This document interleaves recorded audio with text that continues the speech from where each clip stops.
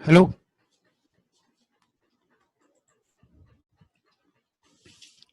Hello. Square feet gardening द्वारा आयोजित इस 5th वेबिनार में मैं आप सबका स्वागत करता हूं। आज के वेबिनार में मैं आपको जो जानकारी दूंगा वो इस प्रकार है कि कौन कौन से वेजिटेबल्स हम इस विंटर में यानी रबी सीजन भी कहा जाता है जिसको, उसमें लगाएंगे और उनमें कौन कौन से बीमारी और कीड़े लगते हैं उनकी जानकारी देंगे और एक जनरल आउटलुक दूंगा कि हम इंसेक्ट इंसेक्ट और पेस्ट में अंतर यह होता है कि जो इंसेक्ट हार्मफुल होते हैं उनको अपन पेस्ट कहते हैं। तो हम जनरल भाषा में जो हार्मफुल इंसेक्ट्स हैं उनको पेस्ट के तरह बोला जाता है और जाना जाता है। तो एक जनरल व्यू मैं आपको दूंगा कि कौन कौन से पेस्ट होते हैं जिनको अपन पहचान सकते हैं और जब पहचानेंगे तभी हम उनका इलाज कर पाएंगे और पौधों को बचा पाएंगे। तो मैं आज बताऊंगा आपको कि कितने तरह के पेस्ट होते हैं और क्या क्या ऑर्गेनिक पेस्टिसाइड्स होते हैं, क्या क्या बायो पेस्टिसाइड्स होते हैं। इसके अलावा मैं कुछ सॉइल अमेंडमेंट्स भी आपके बाद देखें जो अक्सर अपन देखा करते हैं। बहुत सारे जो यूट्यूब्स में बहुत सारे हैक्स आते हैं उनपे कभी कभी भरोसा होता ही नहीं है कि जो आदमी डाल रहा है वो क्या इस लायक है कि हम उसकी बात को माने। तो मैंने ये जितने भी थे उन सबको मैंने खुद अपना साइंटिफिक बैकग्राउंड उसको उनका साइंटिफिक लॉजिक ढूंढने की कोशिश करी है। जैसे बेकिंग सोडा हुआ, एलम हुआ, वाइट विनेगर हुआ, वुड ऐश हुआ, एस्प्रिन भी कहा जाता है, छाछ यानी बटर मिल्क, हनी शहद के लिए, और ये glycerin, egg shell, bone meal, cinnamon मतलब दालचीनी, और जिप्सम और प्रोम। ये चीजों के बारे में भी मैं आपको जानकारी देखूंगा क्योंकि इसके पीछे जो मैंने साइंटिफिक बैकग्राउंड देखा है कि ये वास्तव में सही है या नहीं है। आशा है आप इस वेबिनार से कुछ लाभान्वित होंगे। इसके अलावा मैं जो वेजिटेबल्स ले रहा हूँ वो भी विंटर्स की, जैसा कि मैंने आपको कहा है, वो है जैसे कैबेज है, कॉलीफ्लावर है, भिंडी है, चिली, टमाटर। इस तरह से मैं उन सब वेजिटेबल्स को आपको बताऊंगा कि उनमें क्या क्या अपन को कल्टीवेशन प्रैक्टिसेस करनी चाहिए और किस क्या स्पेशल पॉइंट्स होने चाहिए हमारे जिनका हम उस पर ध्यान रखें।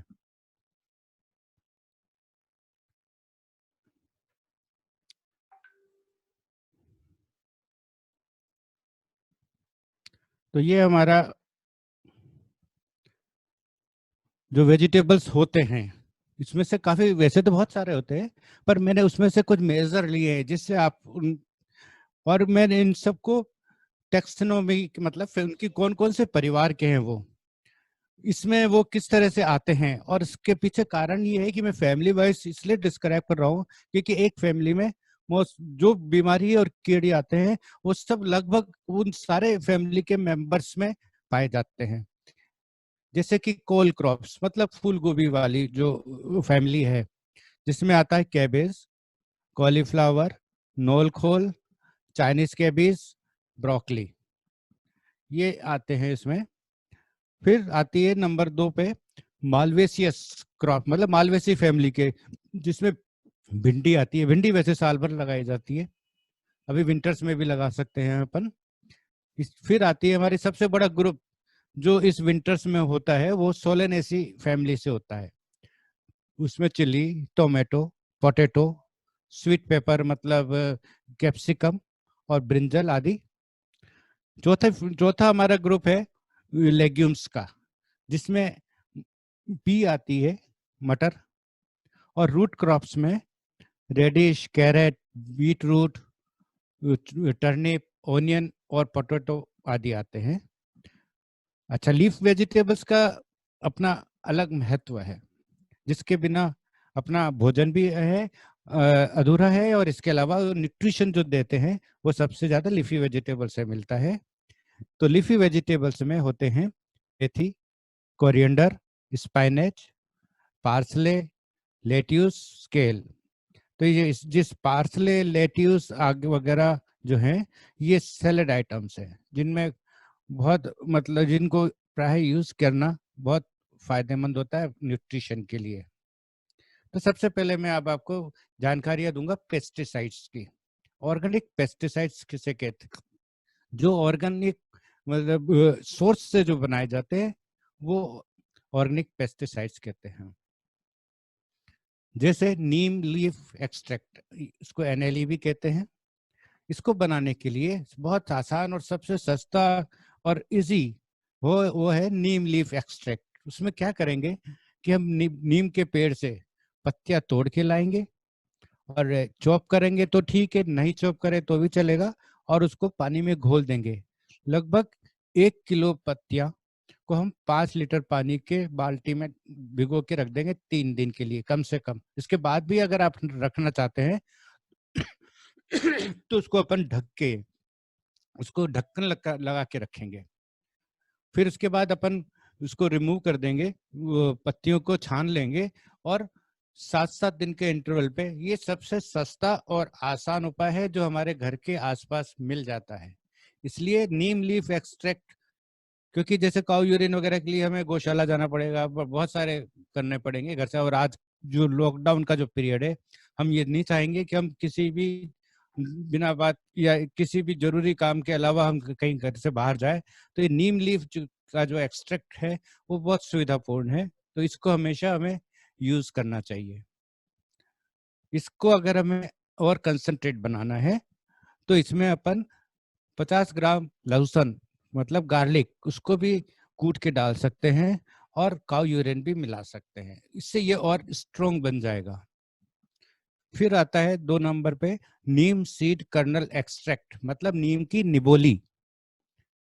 और निबोली जब पीली हो जाती है या सूख जाती है, सूखने वाली ज्यादा ठीक है, क्योंकि आपने देखा होगा हम, क्योंकि पीली जो निबोली होती है ना वो मीठी भी होती है और उसमें वो कड़वापन नहीं होता जो जरूरी होता है। तो इसलिए पकी हुई या सूखी हुई निबोली को हम काम में लेंगे।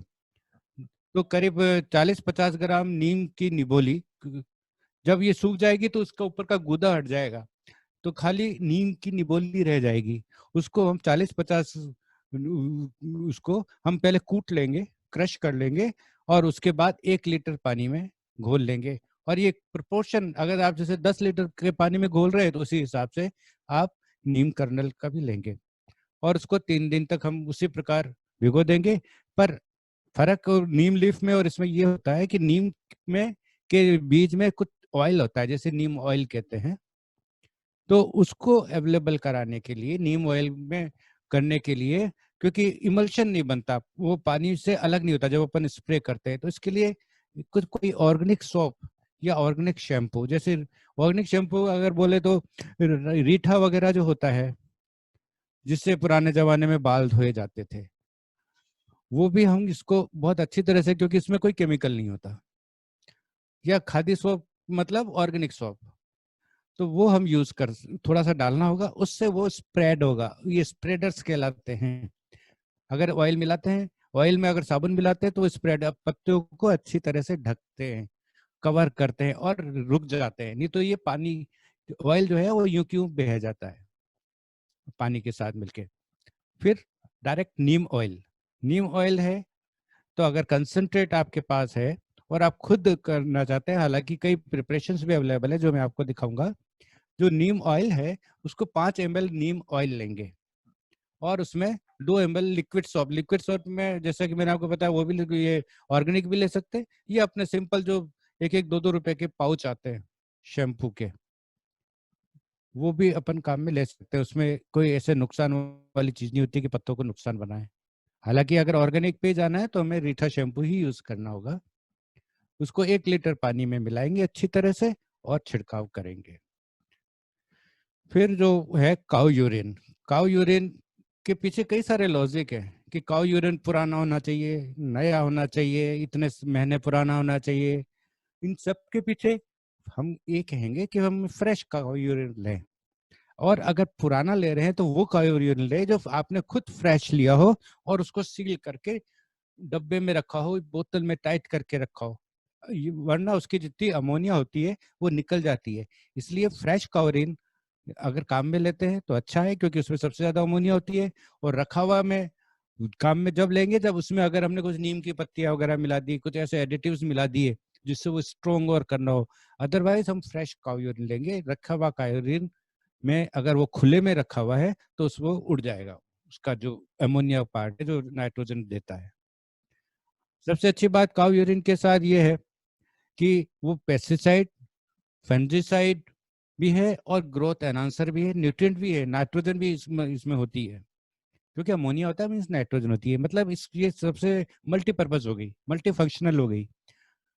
तो काऊ यूरिन से हम पेस्टिसाइड भी का भी यूज कर रहे हैं, एज ए फंजीसाइड भी यूज कर रहे हैं और एक ग्रोथ एनहांसर के रूप में भी यूज कर रहे हैं। अब जैसा कि मैंने आपको बताया कि बाजार में बहुत सारे रेडीमेड प्रिपरेशंस अवेलेबल हैं जिनको भी हम यूज कर सकते हैं। तो और ये जो नीम जो है वो करीब 200 से ज्यादा इंसेक्ट से को से अपन को बचाता है, अपनी फसल को बचाता है, जिसमें जो है विशेष तौर पे aphids, leaf miner, loopers, mealybugs, thrips, white fly, cucumber beetle, caterpillars, और भी बहुत सारे जितने भी तरह के होते हैं। क्योंकि नीम का जो इफेक्ट है वो रिपेलेंट का है, नीम मारता नहीं है, इको फ्रेंडली है, तो वो रिपेल करता है। रिपेल करता है मतलब अगर अपन उस नीम को अपनी सब्जियों पे छिड़कते हैं तो कीड़ा उस पर नहीं बैठेगा, और बैठेगा तो उसको नुकसान नहीं पहुंचाएगा। इसलिए जरूरी है कि जब अपन नीम का ही स्प्रे कर रहे हैं तो हम शुरू से करेंगे, और कम से कम 5 से 7 दिन का इंटरवल पे आप करते रहेंगे तो आपको ना वायरस आएगा, ना कोई कीड़ा बैठेगा, ना कोई उसमें तने में छेद करेगा। पर जरूरत किस क्या है, आपका स्प्रे और ड्यूरेशन, वो इम्पोर्टेंट है। तो डिफरेंट फॉर्मुलेशंस, जैसे ये डिपेंड करती है क्रॉप के स्टेजेस की भी, और कितना पत्ता कितना बड़े हैं, कितना ज्यादा फोलिएज है, कितने ओल्डर लीव्स है, उसके हिसाब से कंसंट्रेशंस बढ़ाई जाती है। तो ये 300 पीपीएम से 5,000 50,000 पीपीएम तक और 5% तक ये मार्केट में अवेलेबल है। मार्केट में जो अवेलेबल होता है उसमें ये सोप ऑलरेडी मिला हुआ होता है, जिससे कि और उसको एज सच यूज करना होता है।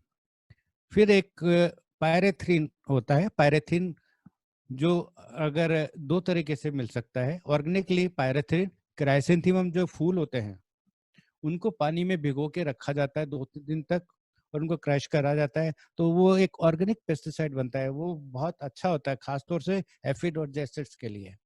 तो पायरेथ्रिन एक बहुत अच्छा पेस्टिसाइड है कि दोनों केमिकल फॉर्म में भी मिलता है और ऑर्गेनिक फॉर्म में भी मिलता है। और ये बहुत मतलब ये मॉस्किटो रिपेलेंट्स जो आपके यहाँ होते हैं घर में, फ्यूम जिनको अपन रखते हैं, वो सब भी पायरेथिन से बने हुए होते हैं।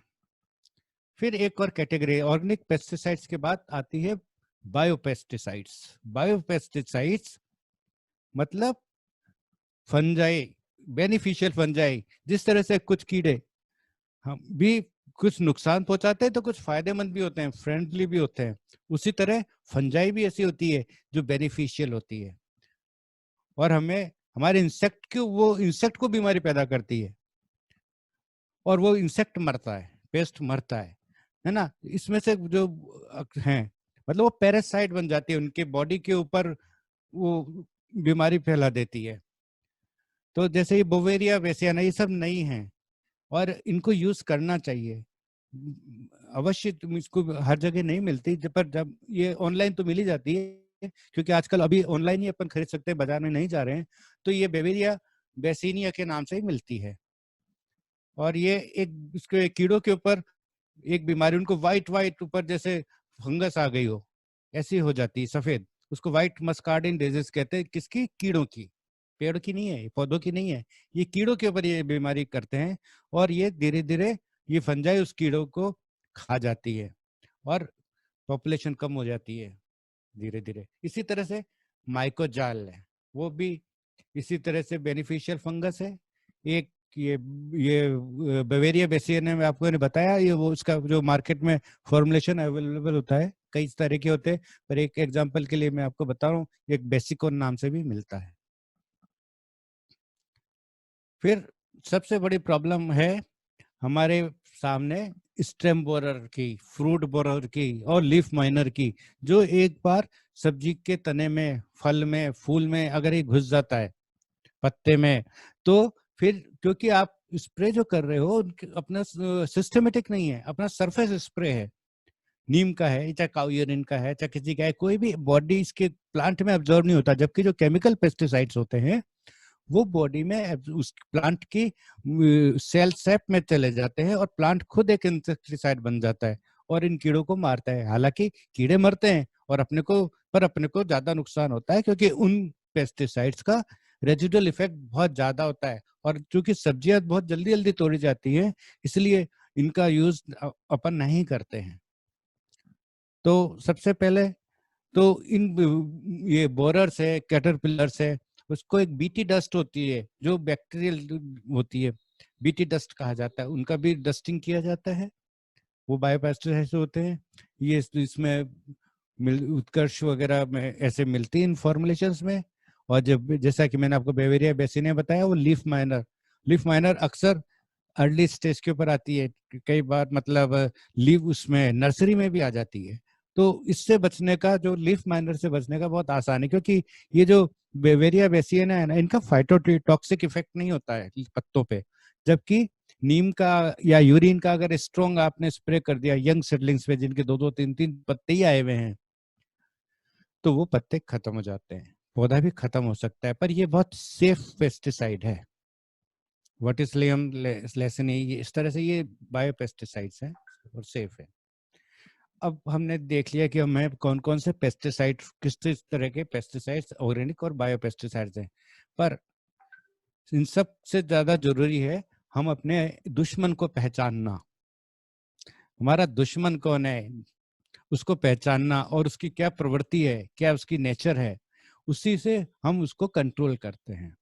जैसे कुछ कैटेगरीज है, जैसे सकिंग पेस्ट मतलब चूसने वाले कीड़े, वो होते हैं aphids, jassids, mealybug, white fly और माइट्स। और ये जो सकिंग पेस्ट हैं, ये अक्सर कैरियर भी होते हैं वायरस के, क्योंकि ये एक पत्तों से दूसरे पत्तों पे जाएंगे, या फिर जो इन्फेक्टेड प्लांट है उससे दूसरों पे जाएंगे, तो ये वेक्टर्स, इनको वेक्टर्स भी कहा जाता है। वेक्टर्स वो होते हैं जो बीमारी को अपने साथ लेके चलते हैं, एक पत्ते से दूसरे पत्ते को पहुंचाते हैं, दूसरे पौधे को पहुंचाते हैं। तो ये सकिंग पेस्ट है। उसके बाद बोरर्स, जैसा कि मैंने आपको बताया है, फ्रूट में मतलब आपके लौकी, तोरई, कद्दू, इन सब में जब फूल बनता है, ये फर्टिलाइजेशन से पहले ही मैंने देखा है कि जो फीमेल फ्लावर ओपन हुआ, हमने देखा तो उससे पहले से उसमें लार्वा बैठे हुए, और वो एग लेइंग कर देते हैं अंदर, और आपका जो फ्रूट होता है वो शुरू में खत्म हो जाता है। जो अक्सर एक होती है कि हमारा तो जो फूल गिर गए, या वो फर्टिलाइज तो हुए, थोड़े से बड़े, उसके बाद वो गिर गए, तो इसके सबसे पीछे पीछे कारण फ्रूट बोरर्स का आता है। वो आजकल बहुत हो रही है, बहुत होती हैं।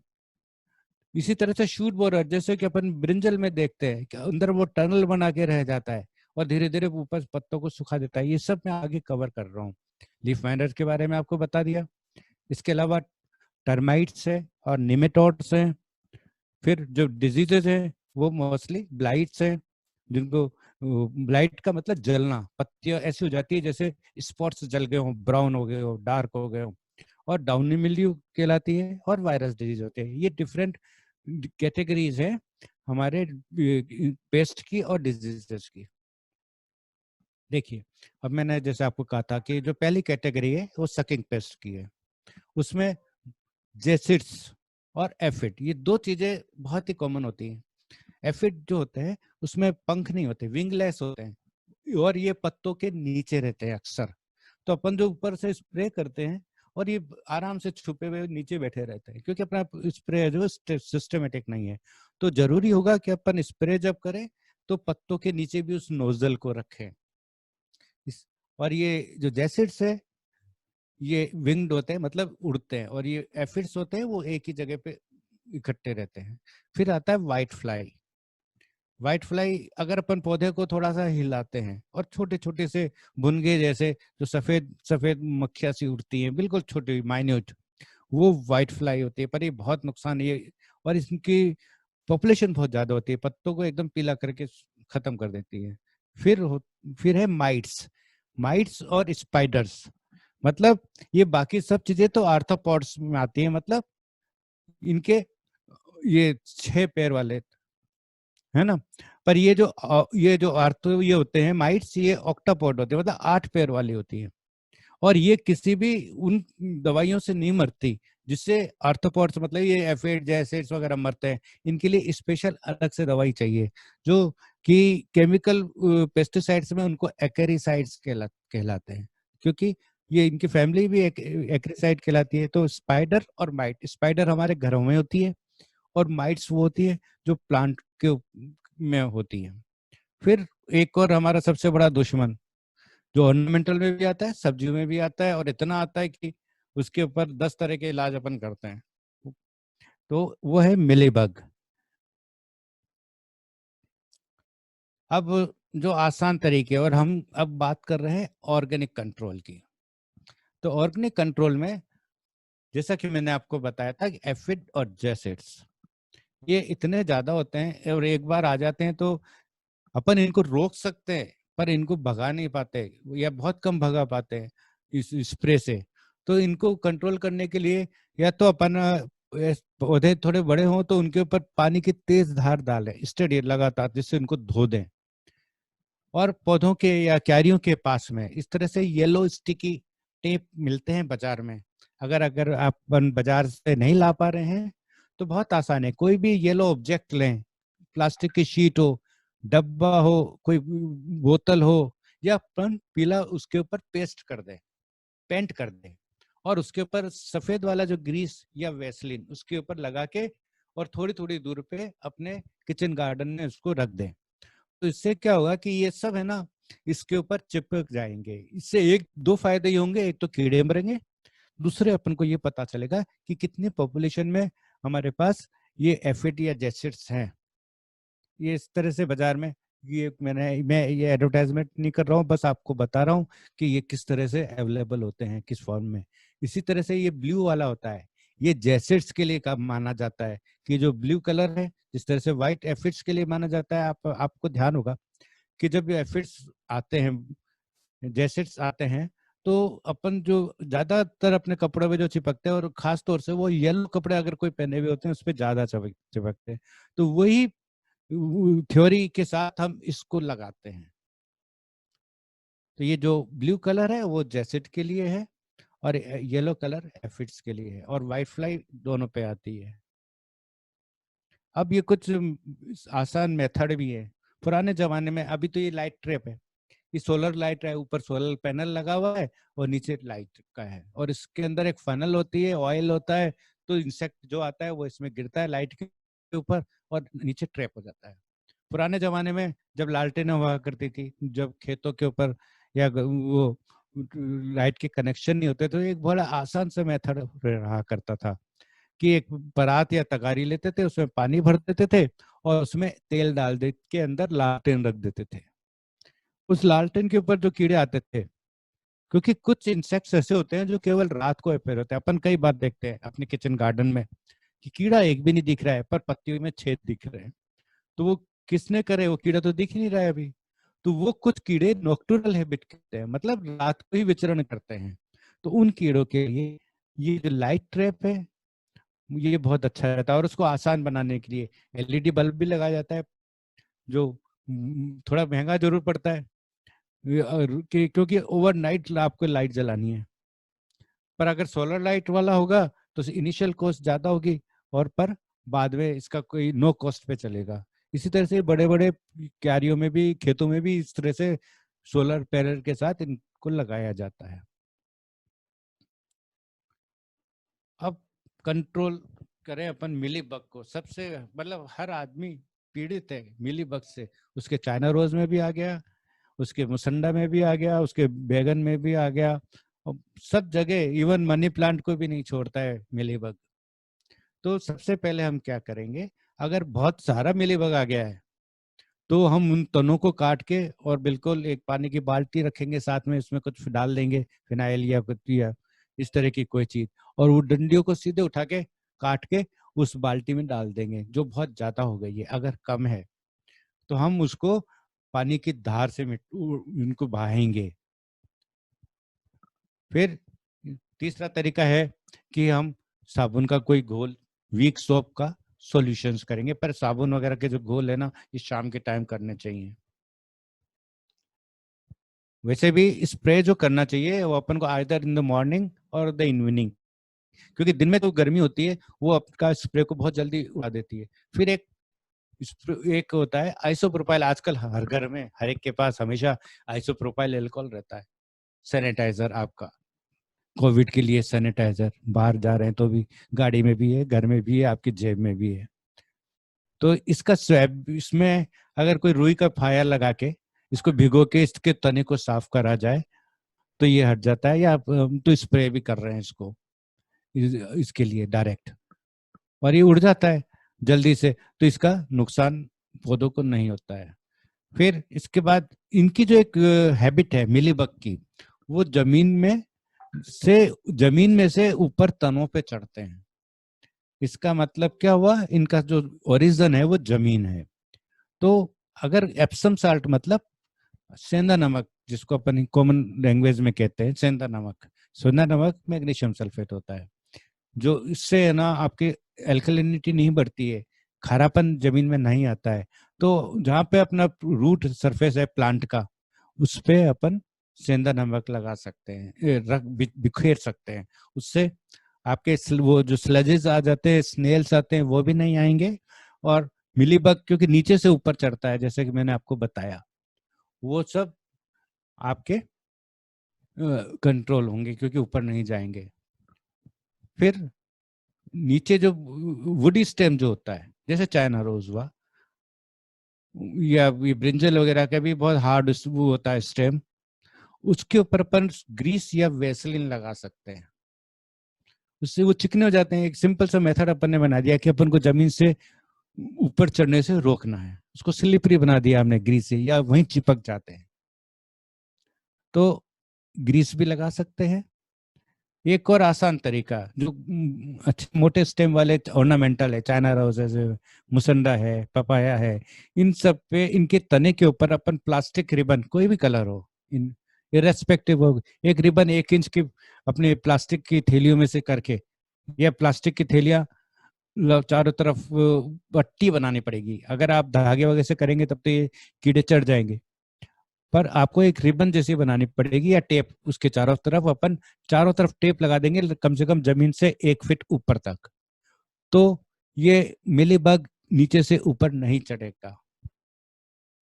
कुछ लोगों का ये भ्रांति है, मिथ है कि शुगर का स्प्रे कर दें तो जो चींटे हैं वो इसको खा जाएंगे, जबकि हो उल्टा रहा है कि जो चींटे हैं, जो एंड्स हैं, वो जो आ रहे हैं वो इसकी एक्सक्रीटा के एक्सक्रीटा के चक्कर में आते हैं, क्योंकि जो विली बग्स होती है उनकी एक्सक्रीटा स्वीट होती है, और इससे में मिल ये एंड्स आती है, छोटी भी और बड़ी भी। तो सबसे पहला अपन को जो इंडिकेशन किसी पेड़ के ऊपर या पौधे के ऊपर चींटियां चढ़ने का होता है, वो सबसे पहला इंडिकेशन दे देता है, आपको वार्निंग दे देता है कि इसमें थोड़ी बहुत भी मिलीबग का इन्फेक्शन शुरू हो गया है। तो हमें शुगर का स्प्रे नहीं करना है, क्योंकि शुगर अपन वो आपका शुगर खाने चींटियां नहीं आ रही है, वो मिलीबग की एक्सक्रीटा के लिए आ रही है, वो उनकी चॉइस है। तो इसलिए अब ये जो मिथ है कि शुगर का स्प्रे करें, चींटियों का, जो चींटियां है ना, मिलीबग का नुकसान नहीं पहुंचा रही, इस बात का ध्यान रखें। फिर थ्रिप्स, आपने देखा होगा इस तरह का ब्रिंजल, ऐसे ऐसे डिसकलरेशन ऑफ द स्क्रीन, मतलब क्वालिटी डिटोरिएट हो जाती है। आप बाजार से नहीं खरीदेंगे, घर में तो फिर भी खा लेंगे, पर बाजार से कभी भी नहीं खरीदेंगे, क्योंकि अंदर नुकसान नहीं होता, केवल स्किन खराब होती है। तो ये क्वालिटी डिटोरिएट करता है, ये पत्तियों को सोचता है। और इलाज तो हमारे पास ऑर्गेनिक पेस्टिसाइड्स जो मैंने आपको पहले बताए वही है। अब सबसे जो है, मतलब जो इंसेक्ट कहना चाहिए, स्पाइडर माइट्स, जो कि बहुत मुश्किल से कंट्रोल होता है अगर हो जाता है। तो आप ये देखेंगे ऐसे जाली जैसा बना हुआ है, जाल जैसे घर में हो जाता है, इस तरह से पौधों के बीच में जाल बन जाता है और ये माइट्स बन जाते हैं। अब जैसा कि मैंने आपको कहा कि ये आसानी से कंट्रोल किसी से भी नहीं होते, नीम से भी नहीं होते, अल्कोहल से अब हो सकते हैं क्योंकि अब अपन यूज करने लगे, हो सकता है अल्कोहल से होता हो जाए। पर एक देसी इलाज जो है, ऑर्गेनिक तरीका ये है कि कुछ आटा या मुल्तानी मिट्टी, उसको अपन पानी में घोल लें, थोड़ा सा गाढ़ा सा, जिससे वो अपन स्प्रे कर सके इस कंसिस्टेंसी का, और उसको सुबह के टाइम हम पूरे पौधे पे छिड़क दें। तो जब गर्मी होगी तो ये आटा सूखेगा और ये जो माइट्स होंगे वो वो ड्राई होंगी उसके साथ के साथ वो, और उसको पकड़ लेंगी, जकड़ लेंगी। इस तरह से वो खत्म हो जाएंगे और ये इस तरह से हम स्पाइडर मैट से बच सकते हैं। ये पत्तों के ऊपर भी करना है और पत्तों के नीचे भी करना है। फिर फंगल डिजीजेज जो होती है, जैसे कि आपको बताया, कुछ न्यूमिल्ड्यू होती हैं, कुछ ब्लाइट्स होती है, अर्ली ब्लाइट, लेट ब्लाइट, कुछ लीफ स्पॉट्स होते हैं, एंथ्रेक्नोज कहलाते हैं। अर्ली ब्लाइट वगैरह में आप देखेंगे कि रिंग बन जाती है, सर्कुलर रिंग्स बन जाती हैं, लेट ब्लाइट होती है।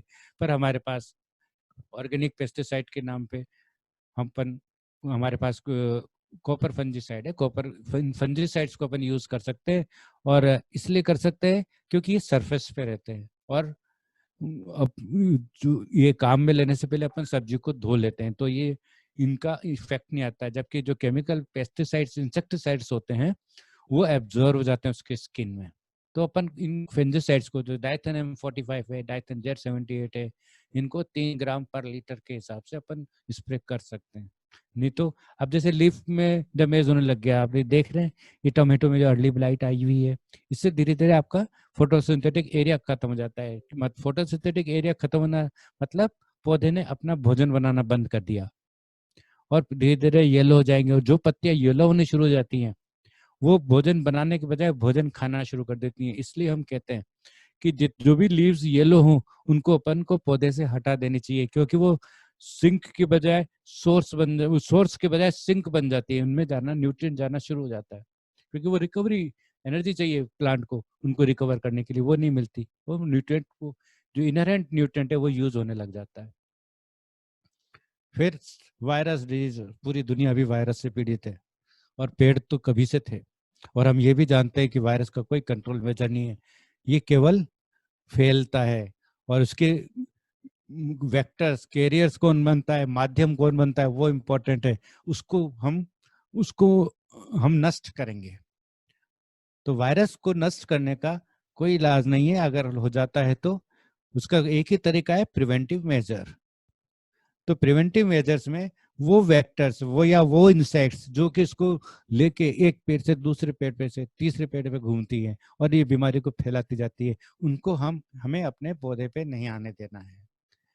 तो इसीलिए मैं कहता हूँ कि जो ये 3-4 पत्तियों का पौधा हो जाए, आपको अगर ऑर्गेनिक ग्रो करना है कोई चीज, तो एक ही तरीका है कि हर 5-7 दिन में आप कोई भी ऑर्गेनिक पेस्टिसाइड रिपीटेडली यूज करें।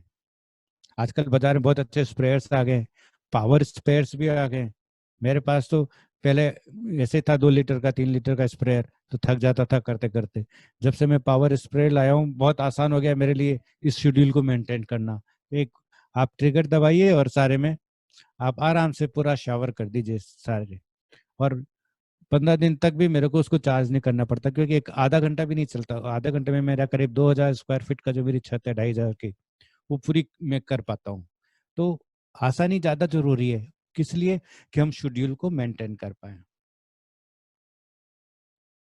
इसी तरह से एक और कारण होता है किसी भी बीमारी का, न्यूट्रिएंट डेफिशिएंसीज। वो पोटेशियम से भी हो सकती है, सोडियम से, कैल्शियम से। ये जो होता है मैक्रोन्यूट्रिएंट्स, और आपने देखा होगा कि माइक्रोन्यूट्रिएंट्स, मैक्रोन्यूट्रिएंट्स, सेकेंडरी न्यूट्रिएंट्स, ये होते हैं जिनकी कमी से पौधों में की क्वालिटी और कमजोर हो जाते हैं पौधे। एक और ये आता है रूट नोट निमेटोड्स। ये रूट नोट निमेटोड्स जो होते हैं, ये आप इसको अपने लेग्यूम्स की जो नोड्यूल्स होते हैं उससे कंफ्यूज नहीं करना चाहिए। क्योंकि उसमें विशेष, इसमें डिफरेंस क्या होता है, जो लेग्यूम्स के जो गांठें बनती हैं दाल वाली फसलों की, सब्जियों की, उसमें ये फर्क होता है कि वो जो लेग्यूम्स वाली जो गांठें होती हैं वो एक सरफेस पे होती हैं, एक तरफ होती हैं जड़ के, जो हेयर रूट हेयर्स के, जबकि ये पूरा जड़ को इस तरह से गठीला बना देती है। और धीरे धीरे जो वो ट्रांसलोकेशन होता है नीचे से ऊपर जाने का, पौधों का पानी का, न्यूट्रिएंट का, वो खत्म हो जाता है और पौधा धीरे धीरे सूखने लग जाता है। इसके लिए हमारे पास एक ही इलाज है कि अगर ट्रैप क्रॉप लगाए, जैसे गेंदा बहुत इसमें कारगर साबित हुआ है। अगर आप अपनी क्यारियों के में गेंदे के एक दो पौधे लगाते हैं तो क्या होगा कि गेंदे से ये सारे जितने भी निमेटोड्स होंगे वो उस गेंदे के पौधे में जाएंगे और इसकी जड़ों में ये फूलते जाएंगे, और फिर बाद में जब हार्वेस्टिंग करेंगे तो इस पौधे को अपन निकाल के बाहर फेंक देंगे। तो इस तरह से रिपीटेडली अगर अपन गेंदा लगाते जाएंगे तो धीरे धीरे ये निमेटोड की प्रॉब्लम सॉल्व होगी। फिर है वो अपन जब पोटिंग करें, ट्रांसप्लांटिंग करें, तो ग्रोइंग मीडिया में नीम की खली मिलाएं। नीम के एक बहुत रिप्लेंट है, और इसको उखाड़ते टाइम ये ध्यान रखें कि कोई भी जड़ का कोई भी पार्ट इसमें छूटे नहीं आपके पॉटिंग में, नहीं तो ये निमेटोड्स फिर ग्रो करता रहेगा, बहुत फास्ट ग्रो करता है ये। और अपन को एक रोटेशन एक चीज होती है, मतलब एक फसल, मतलब जो ससेप्टेबल जो फसल हैं इसकी वो है क्रूसीफर्स, मतलब ये जो केबेज है, कॉलीफ्लावर्स है, मस्टर्ड है, वो ससेप्टेबल है। फिर जो कुकर बिट्स है, मतलब लौकी, तोरई, कद्दू, इनकी जड़ें अपन कई बार उखाड़ते हैं और ऐसी गठली गठीली निकलती हैं, इसका मतलब कि उसमें आपकी जमीन में निमेटोड है, तो हमको सावधान होना है।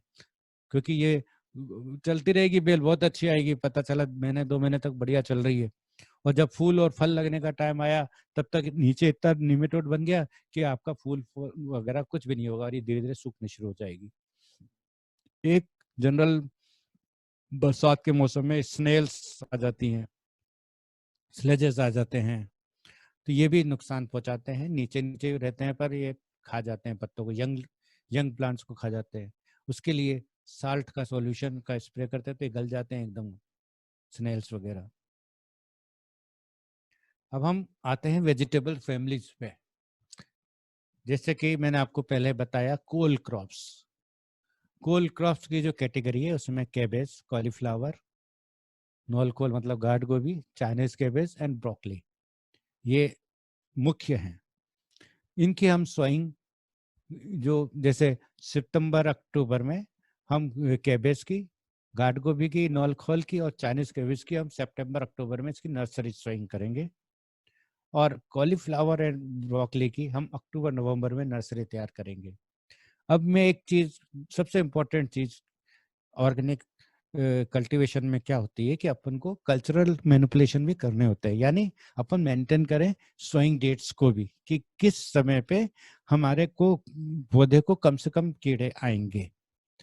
तो ऑर्गेनिक में हम ये रिकमेंडेड होता है कि हम नॉर्मल डेट पे करें, ना तो अर्ली पे जाए और ना लेट पे जाए। इसलिए मैंने आपको कईयों ने बो भी दिया है, लगा भी दिया है, पर क्योंकि वो उस फसल की पॉपुलेशन कम होती है आपके सराउंडिंग्स में, तो कीड़े आपके ज्यादा आएंगे अगर आपने पहले लगाया या बाद में लगाया। अगर आप नॉर्मल लगाया तो बहुत जगह एक साथ गोभी लग रही है, पत्ता गोभी लग रही है, तो आपके जो इंसेक्ट पॉपुलेशन है वो भी डिस्ट्रीब्यूट हो जाती है। इसलिए ऑर्गेनिक कल्टीवेशन के लिए जरूरी है कि अपन जल्दबाजी नहीं करें बोने की, और सही मतलब जो नॉर्मल टाइम है उसमें बोएंगे तो आपके इंसेक्ट कम लगेंगे, तो आपके पेस्टिसाइड वगैरह, ऑर्गेनिक पेस्टिसाइड भी कम छिड़कना पड़ेगा। तो इसकी हम नर्सरी तैयार करते हैं और इसको 1 फीट बाई 1 फीट के डिस्टेंस के ऊपर 5 से 7 लीफ की जब स्टेज हो जाती है उसको ट्रांसप्लांट करते हैं। ये तो पॉट्स की बात करते हैं। इसके अलावा मैंने 1.5-1.5 किलो की जो प्लास्टिक की जो ब्लैक थैली आती है उसमें भी एक एक पौधा लगा के बहुत अच्छे से फुल ग्रोथ प्राप्त करिए। तो आप जरूरी नहीं कि कोई कंटेनर हो या कुछ हो, एक प्लास्टिक की थैली जो ब्लैक कलर की होती है उसमें नीचे छेद करे हुए और उसमें ग्रोइंग मीडियम भर के आप एक एक पौधा भी लगा सकते हैं। इस तरह से आप कई सारे थैलियों में कर सकते हैं। अब इसमें विशेष जो ध्यान रखने की जो चीजें होंगी गोभी को लगाने में या पत्ता गोभी को लगाने में, सबसे पहली बात, जैसा कि मैंने आपको पहले ही कहा कि नॉर्मल सीजन में बोना है। फिर इसके साथ एक और मजेदार बात मैंने खुद भी एक्सपीरियंस करी कि जहाँ मेरी गोभी लगी हुई थी, मैंने चाइना कैबेज भी लगाई थी। तो चाइनीज कैबेज कई जगह तो ठीक से नहीं उगी, और जहाँ उगी उसको मैंने हर क्यारी में एक एक चाइना कैबेज लगा दी, पत्ता गोभी और फूल गोभी के साथ। तो मैंने ये देखा कि चाइना कैबेज जो है उसमें सारे कीड़े जो उस क्यारी में आने थे वो सब केवल चाइना कैबेज में आए। इसका मतलब वो उनकी फेवरेबल क्रॉप थी, उनकी पसंद की क्रॉप थी। तो बाकी इसको खाते रहे और बाकी आपके सब्जियां बची रही। तो और ये भी ध्यान रखें कि उस जो चाइना कैबेज के एक या दो अपन एक एक कोने पे जो लगा रखी है उसमें अपन दवाई नहीं छिड़के, उसको उनको कीड़ों के खाने के लिए छोड़ दें। उन 4 पौधों को छोड़ देंगे तो बाकी के आपके जो 50 पौधे हैं वो बचे रहेंगे। इसके अलावा आप धनिया भी उसके अगर बॉर्डर पे लगाएंगे या पास में लगाएंगे, वो भी इनको जो मोथ होती है, मोथ और बटरफ्लाई में एक ही अंतर है। जो रात को जो आती है मोटे मोटी बटरफ्लाईज जैसी, उनको हम मोथ कहते हैं। ये रात को ही आती है, दिन में आपको नहीं दिखेंगी। और जो दिन में आती हैं वो बटरफ्लाईज होती हैं। तो जो अगर अपन ये धनिए की अपन उसके पास में एक लाइन धनिए की लगा दें, बॉर्डर पे लगा देंगे, तो भी इसको लार्वा नहीं आएगा। तो ये कुछ कल्चरल प्रैक्टिसेस है। इसी तरह से जैसे मैंने आपको बताया कि अगर निमेटोड्स होते हैं, क्योंकि ये क्रूसीफर है, क्रूसीफर फैमिली के हैं, तो इसमें निमेटोड ससेप्टेबल भी होते हैं। मतलब निमेटोड के पसंद की फसल है ये। तो उसमें जैसा मैंने आपको बताया कि गेंदा लगाइए। फिर जब ये हो जाते हैं, हेड्स बन जाते हैं, जिस कॉलीफ्लावर के जो फूल हो जाते हैं उनको कर्ड भी कहा जाता है, उनको जब आपके हो जाए तो उसके ऊपर उसी गोभी का पत्ता तोड़ के ऊपर से ढक दे, तो उसका डिस्कलर नहीं होगा, पीला नहीं होगा, कुछ एफिड जैसे आते हैं वो भी बचे रहेंगे। तो उन पत्तों को उसके कर्ड के ऊपर ढक दे। ये मुख्य बातें हैं, पिन पॉइंट्स। एक और बहुत अच्छी चीज है, हालांकि ये अपन कंटेनर्स में करने में अपन को है, पर साथ में जो कंपेनियन क्रॉपिंग्स जैसे कहते हैं वो भी है कि अगर कैबेज को और टमाटर को हम एक साथ लगाते हैं तो ये आपके बोरर्स को रिपेल करते हैं, दूर भगाते हैं। मतलब कैबेज भी बचा रहेगा और टोमेटो भी बचा रहेगा। और ज्यादातर शूट बोरर किस में आएगा? टोमेटो में। तो टोमेटो को बचाने के लिए कैबेज के साथ लगाते हैं। तो ये इसी तरह कैबेज के साथ हम गार्लिक स्टोव करते हैं, बोते हैं। कैबेज के साथ अपन कोरिएंडर बोते हैं, गेंदा लगाते हैं या ओनियन लगाते हैं। तो जहां भी आपने कैबेज लगाया है बीच में एक एक लाइन उसको आप टमाटर की, गार्लिक की, कोरिएंडर की, मैरीगोल्ड की और ओनियन की लगा दे, तो आपके कैबेज में कीड़े कम लगेंगे। ये कंपेनियन कराती हैं और बेनिफिशियल इफेक्ट ये है कि इससे कीड़ा नहीं लगता। ये देखिए, ये अब मैं आपको बता रहा हूँ, इसमें जो लास्ट में जो है बीटल्स दिख रही है जिसके ऊपर 7 स्पॉट्स दिख रहे हैं, वो हमारी बेनिफिशियल बीटल है जो अक्सर आपको देखने को मिलती है। ये एफिड्स को खाती है। तो इस तरह के ये अपन को पहचानना जरूरी है कि अपने फ्रेंडली इंसेक्ट कौन से हैं। अगर ये आपके पास है तो उसमें आपको वो मरना नहीं चाहिए। इस तरह से अपन को ध्यान रखना है, क्योंकि ये एफिड्स को खा रहे हैं। उनकी पॉपुलेशन जितनी बढ़ेगी उतना आपका एफिड्स कम होंगे। तो ज्यादातर जो बीमारी मुख्य रूप से जो कीड़े आते हैं वो देखिए कैबेज वर्म है, ये एफिड्स है, ये कटवर्म से। इलाज मैंने आपको इन जनरल पहले बताया है कि क्या आपको करना है। जो मेजर डिजीज आती हैं जिसमें ये डाउनी मिल्ड्यू होती है, जिसमें जो ब्रोकली हो या इसका कॉलीफ्लावर, ये बीच में से इसका बैठ जाता है उसका कर्ड, उसका फूल।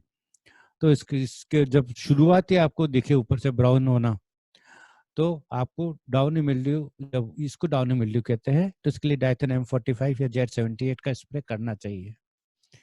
वायरस की मैंने बहुत तारीफ कर दी पहले ही आपके से कि है ना, वायरस कंट्रोल नहीं होता है, केवल अपन कर सकते हैं तो उन कीड़ों को जो आपके पास आपके पौधे में वायरस लेके आ रहे हैं, तो अपन को रिपीटेड स्प्रे करना है। इस तरह से मोज़ेक डिजीज होती है।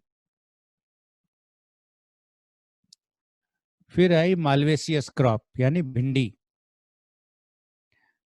भिंडी लगभग अपन पूरे साल लगा सकते हैं, क्योंकि अपनी कोटा कंडीशन में तो लग ही जाता है। जहाँ पे फ्रॉस्ट वगैरह होता है, पाला पड़ता है, वहाँ पे विंटर्स में भिंडी नहीं लगा पाते, क्योंकि बहुत ससेप्टेबल हो जाती है ये।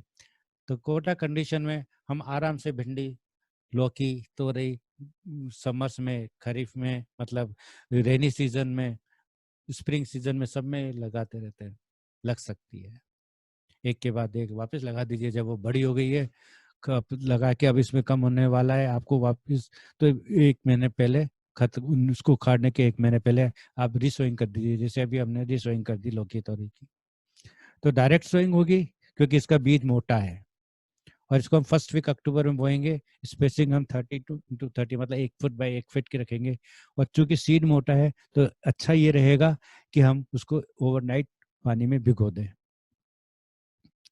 फिर व्हाइट फ्लाई और एफिड से बचाने के लिए, जैसे मैंने आपको कहा था, येलो स्टिकी ट्रैप्स लगाएं, और नीम का या काउ यूरिन का पेस्टिसाइड का स्प्रे हम 5 से 7 दिन में करें, क्योंकि एक बार ये येलो वेन मोज़ेक आ जाता है तो फिर ये सारे इसकी ग्रोथ खत्म हो जाती है। खासतौर से अगर अर्ली स्टेज पे आ जाएगा तो फ्लावर और इसके फ्रूट्स भी नहीं आएंगे।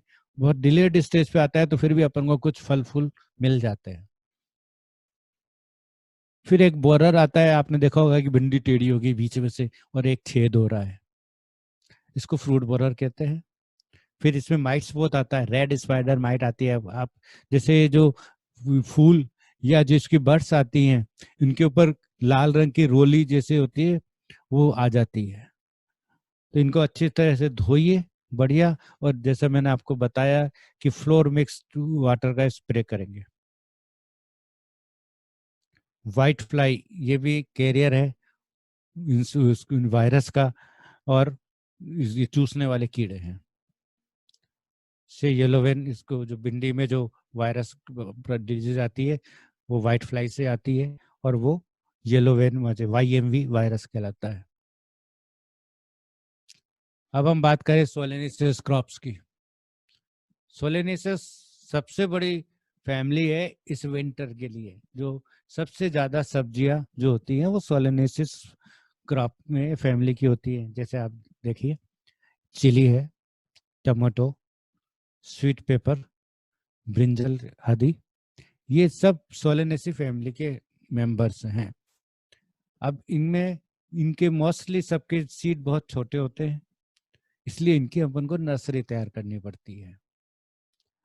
तो पर कैप्सिकम वगैरह जैसे शिमला मिर्च वगैरह होती है, या चेरी टमाटर वगैरह आता है, उनको लेट बोया जाता है जब ठंड आनी शुरू हो जाती है। जबकि चिल्ली, ब्रिंजल और टमाटो, इनकी नर्सरी हम अक्टूबर में तैयार कर देते हैं। नवंबर मतलब लेट वाली सीजन के लिए अगर अपन जाते हैं, और अक्टूबर का मतलब नॉर्मल सीजन। शिमला मिर्च जो है वो हम लेट, क्योंकि वो कोल्ड लविंग होती है, उसको ठंड की जरूरत होती है उसके अच्छे साइज के लिए, इसलिए हम उसको नवंबर में इसकी नर्सरी तैयार करते हैं, और इसको 30 सेंटीमीटर यानी 1 फीट के डिस्टेंस के ऊपर उनको ट्रांसप्लांट करते हैं। अब इसमें इन सोलेनेसियस क्रॉप्स को बोने के लिए विशेष ध्यान रखना चाहिए।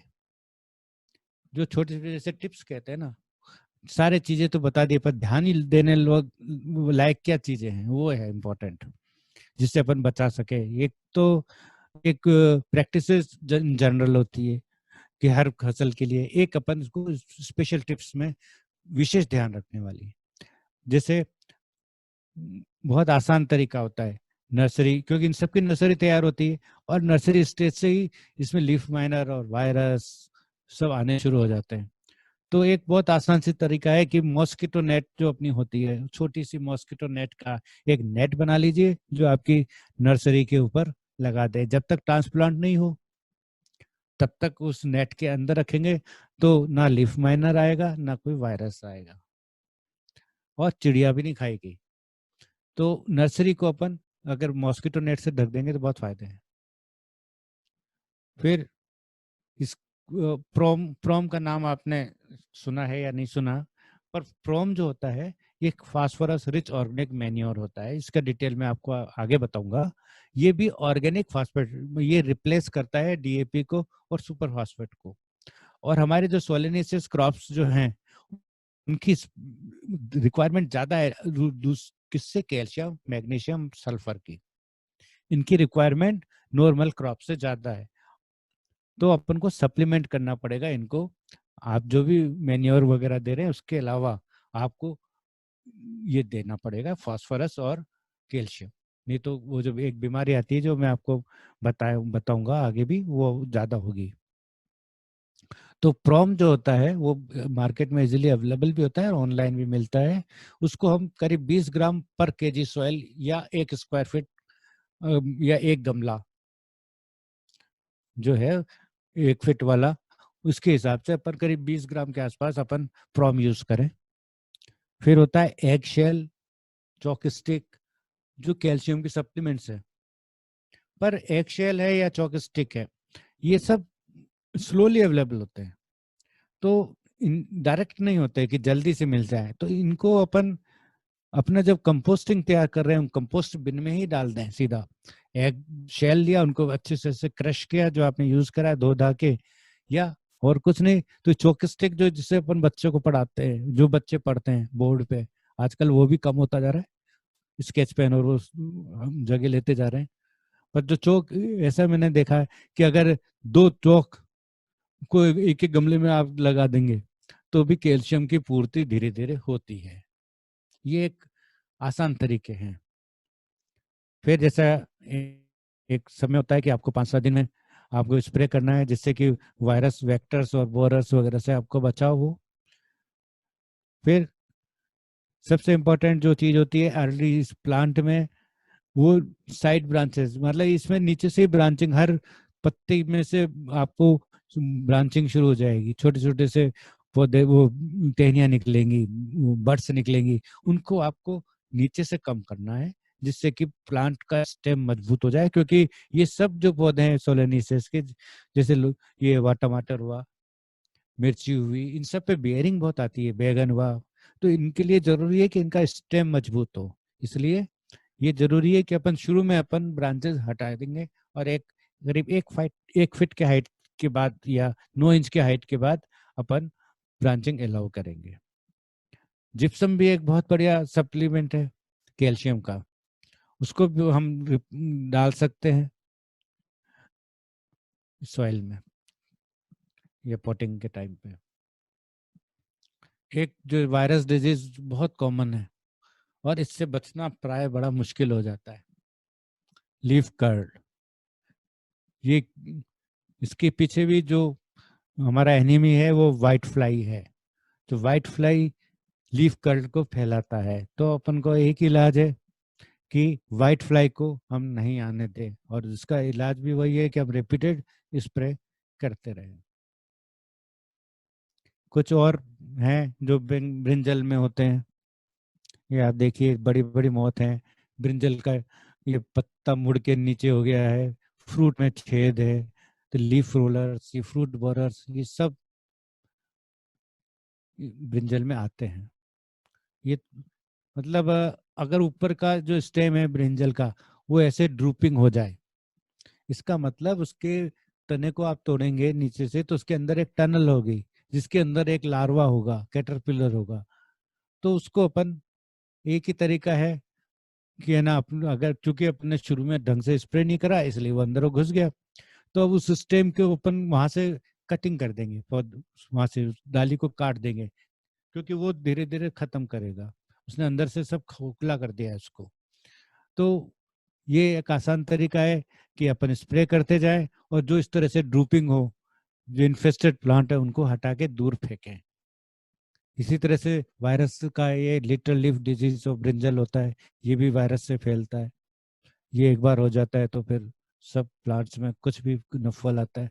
एक आसान तरीका कुछ अपन को है कि ये जो अपने ये प्लास्टिक की बोतल्स है उनसे इस तरह के अपन कुछ हैंगर्स बना लें और जो प्लांट की जो हाइट के ऊपर इसको लटका दें, और इसके बोतल में नीचे अपन ने भरा है शुगर, बेकिंग सोडा और थोड़ा सा तेल, इसमें उनको लटका देंगे तो शुगर की वजह से वो अट्रैक्ट होंगे और इसमें आएंगे और फिर ये दोबारा जा नहीं पाएंगे, क्योंकि तेल से भी नहीं जाएंगे और अपन ने ये बोतल जो काट के आधी उल्टी करी है।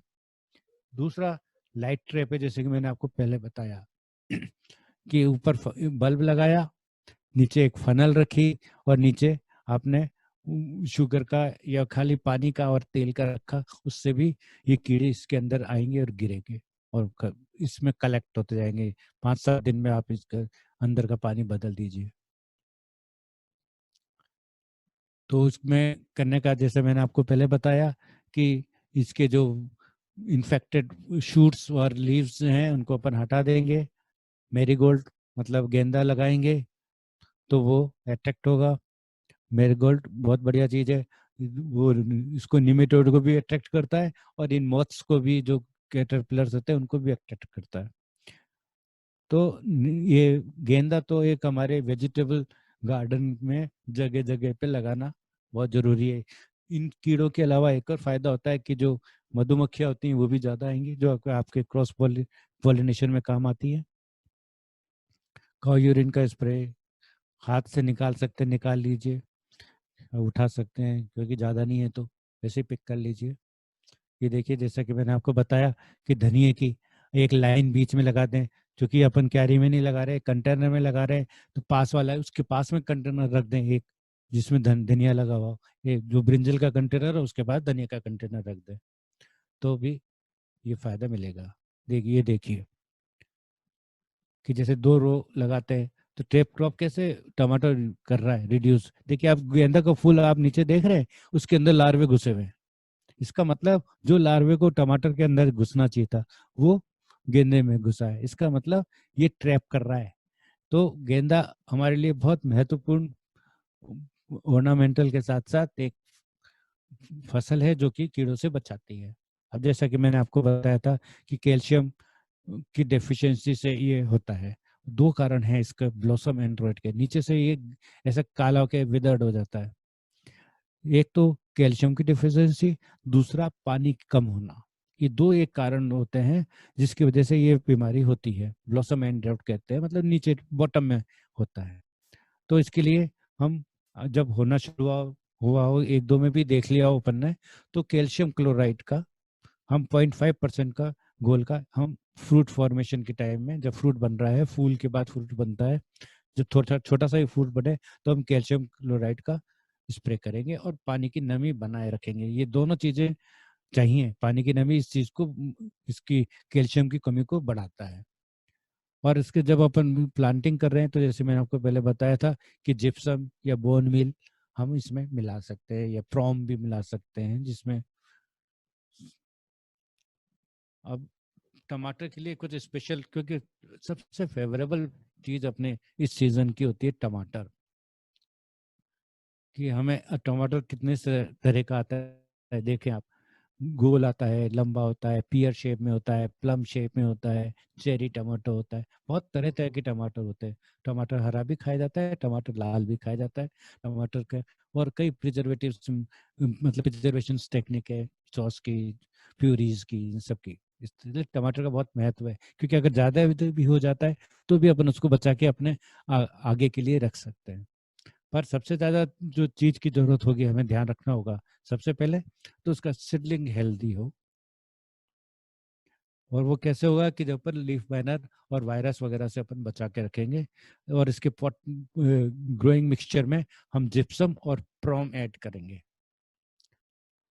ट्रांसप्लांटिंग करके जिस बेड में अपन लगा रहे हैं उसमें अपन जिप्सम और प्रोम जरूर डालें, तो ये हेल्दी टमाटर होंगे। और जो ये जो डिजीज पत्तियां हैं पीली हो गई हैं वो सब हटाते जाएंगे, क्योंकि ये जो पत्तियां अगर आपके क्यारियों में रह गई तो परमानेंटली सोर्स बन जाएगा इन बीमारियों का, उन आगे आने वाली फसलों के लिए भी। फंगल डिजीजेस जैसे मैंने आपको बताया, ये बैक्टीरियल स्पॉट्स है, अल्टरनेरिया सोलानाई कहते हैं, इनके लिए डाइथेनम 45। ये बैक्टीरिया इसके लिए स्ट्रेप्टोसाइक्लिन यूज करा जाता है। तो इसी तरह से ये वायरस डिजीज के लिए जो वाइट फ्लाई से फैलती है, इसके लिए आपके नीम का स्प्रे अपन शुरू से करेंगे। अब एक चार्म होता है जब अपन टमाटर लगाते हैं कि हमें चेरी टमाटर लगाना है। अब चेरी टमाटर लगाना है तो किस तरह से लगाना है, इसका भी विशेष ध्यान रखना होगा। कुछ स्पेशल टेक्निक्स, ज़्यादा कुछ नहीं है, पर ये इसका प्रूनिंग इसकी इम्पोर्टेंट है। अब जैसे कि टमाटर दो तरीके के होते हैं ग्रोथ हैबिट के हिसाब से, कि एक तो इनडिटर्मिनेट, मतलब जिसमें ग्रोथ बढ़ती रहती है, वो इनडिटर्मिनेट कहलाते हैं। जैसे चेरी टमाटो जो क्रीपर का फॉर्म ले लेती हैं, बेल का फॉर्म लेके ज़्यादा लंबाई तक जाती है, कई कई फीट तक भी चली जाती है। दूसरा होता है डिटर्मिनेट, मतलब जिसकी मतलब लाइफ साइकिल और उसकी ग्रोथ फिक्स है, वो डिटर्मिनेट कहलाती है। जो एक जो होगा प्लांट खत्म हो जाएगा, और ये इनमें जो डिटर्मिनेट प्लांट होता है उसमें प्रूनिंग नहीं करी जाती है, जबकि इनडिटर्मिनेट मतलब जैसे चेरी टमाटो हुआ, उसमें हम प्रूनिंग करके उसको हम ट्रेन करते हैं। अब मैं आपको बताऊंगा ये कैसे करते हैं। तो चेरी टमाटो में प्रूनिंग करने का तरीका ये होता है कि पहले से प्रूनिंग नहीं करते हैं, ब्रांचेस नहीं हटाते हैं, सकर्स, क्योंकि उसको सकर्स कहते हैं, जो जो लीफ की एक्सिल में निकलता है उसको हम सकर कहते हैं। तो जब पहला फूल जब आ जाता है, एक जैसे आप देख रहे हैं, तो ये कब आएगा, जब ये करीब 1-1.5 फीट का आपका प्लांट होगा। जब ये आ जाएगा तब हम नीचे के सकर हटाएंगे और फूल के नीचे वाले सकर एक छोड़ देंगे, बाकी नीचे के सकर्स हटा देंगे। इस तरह से उसको छोड़ने से क्या होगा कि एक ब्रांचिंग होगी, वो वाई शेप में होगी। अच्छा, एक चीज और अक्सर देखी गई है कि जो सकर्स होते हैं वो कई बार बड़े हो जाते हैं, बड़े सकर्स हो जाते हैं। अगर अपन उसको अपन हाथ से उखाड़ते हैं तो तने को नुकसान पहुंचता है। तो उसके लिए उनको हम थोड़ा सा प्लग करेंगे ना, तो बिल्कुल तने के पास से नहीं करेंगे, थोड़ा सा जगह छोड़ के अपन करेंगे प्लग, जिससे कि तने को डैमेज नहीं हो। तो इस तरह से ये वाई बनेगा, फिर इसके ऊपर फिर फ्लावर आएंगे, फिर उसके नीचे की बर्ड छोड़ेंगे, इस तरह से अपन करेंगे। इसके ये देखिए, फिर इसके अलावा क्या जरूरत है, स्टेकिंग की इसको में बहुत जरूरत है। स्टेकिंग करेंगे, नीचे डंडी लगाएंगे, फिर ऊपर से कुछ धागे से, प्लास्टिक के धागे से इसको अपन बांधेंगे। लोहे का तार अपन यूज नहीं करेंगे, इस चीज का विशेष ध्यान रखें, क्योंकि लोहे का तार एक तो गर्म होके बाद में नुकसान पहुंचाता है, फिर पौधे के अंदर घुस भी जाता है। तो अपन लोहे का तार यूज नहीं करेंगे, प्लास्टिक का तार या सूत की रस्सी लेके, मजबूत होगी, उसको हम उससे हम स्टेकिंग करेंगे। और स्टिकिंग के फायदे ये होंगे कि पौधा जमीन पे नहीं लेटा रहेगा, तो जो फ्रूट्स आएंगे वो भी टच नहीं करेंगे जमीन को, तो हेल्दी रहेंगे, उनमें पानी नहीं लगेगा। तो ये क्वालिटी को इम्प्रूव करता है और फंगल इन्फेक्शन को कम करता है। तो स्टेकिंग बहुत जरूरी है। अब ट्रेनिंग के भी 2-3 तरीके होते हैं, सिंगल स्टेम, 2 स्टेम और 3 stem. Plant to plant distance इसमें क्योंकि काफ़ी फैलता है, इसलिए अपन 1.5-1.5 फीट दोनों तरफ रखेंगे। ये देखिए, टाइप्स ऑफ प्रूनिंग में मैं आपको बताता हूँ। ये 2 स्टेम मतलब वाई, जो मैं आपको बता रहा था, ये वाई है। फिर 3 स्टेम से आप ट्रेल कर सकते हैं। ये 2 मेथड होते हैं, 2 स्टेम या 3 स्टेम। पर कब करना है अपन को, फ्लावर जो फर्स्ट फ्लावर बंच जो है उसके बाद से नीचे से हटा के, और फ्लावर के नीचे वाला बंच को अपन 2 बार या 3 बार रखने हैं। ट्रेनिंग बहुत जरूरी है इनको, जिससे कि जमीन को टच नहीं हो पानी से और मिट्टी से खराब नहीं हो। और अगर बहुत ज्यादा बेयरिंग होती है तो इस तरह से हुक भी लगाए जाते हैं इनके सपोर्ट करने के लिए, कि तना नहीं टूटे। टमाटर बहुत तो बढ़िया हो रहा है, पर कहीं वो तना नहीं तोड़ दे। फिर लेग्यूमिनस क्रॉप आती है। लेग्यूमिनस क्रॉप का मतलब हुआ कि पीस, हम पीस को एक स्टैंडर्ड मान लेते हैं कि मटर, मटर बहुत शौक से अपन लगाते हैं।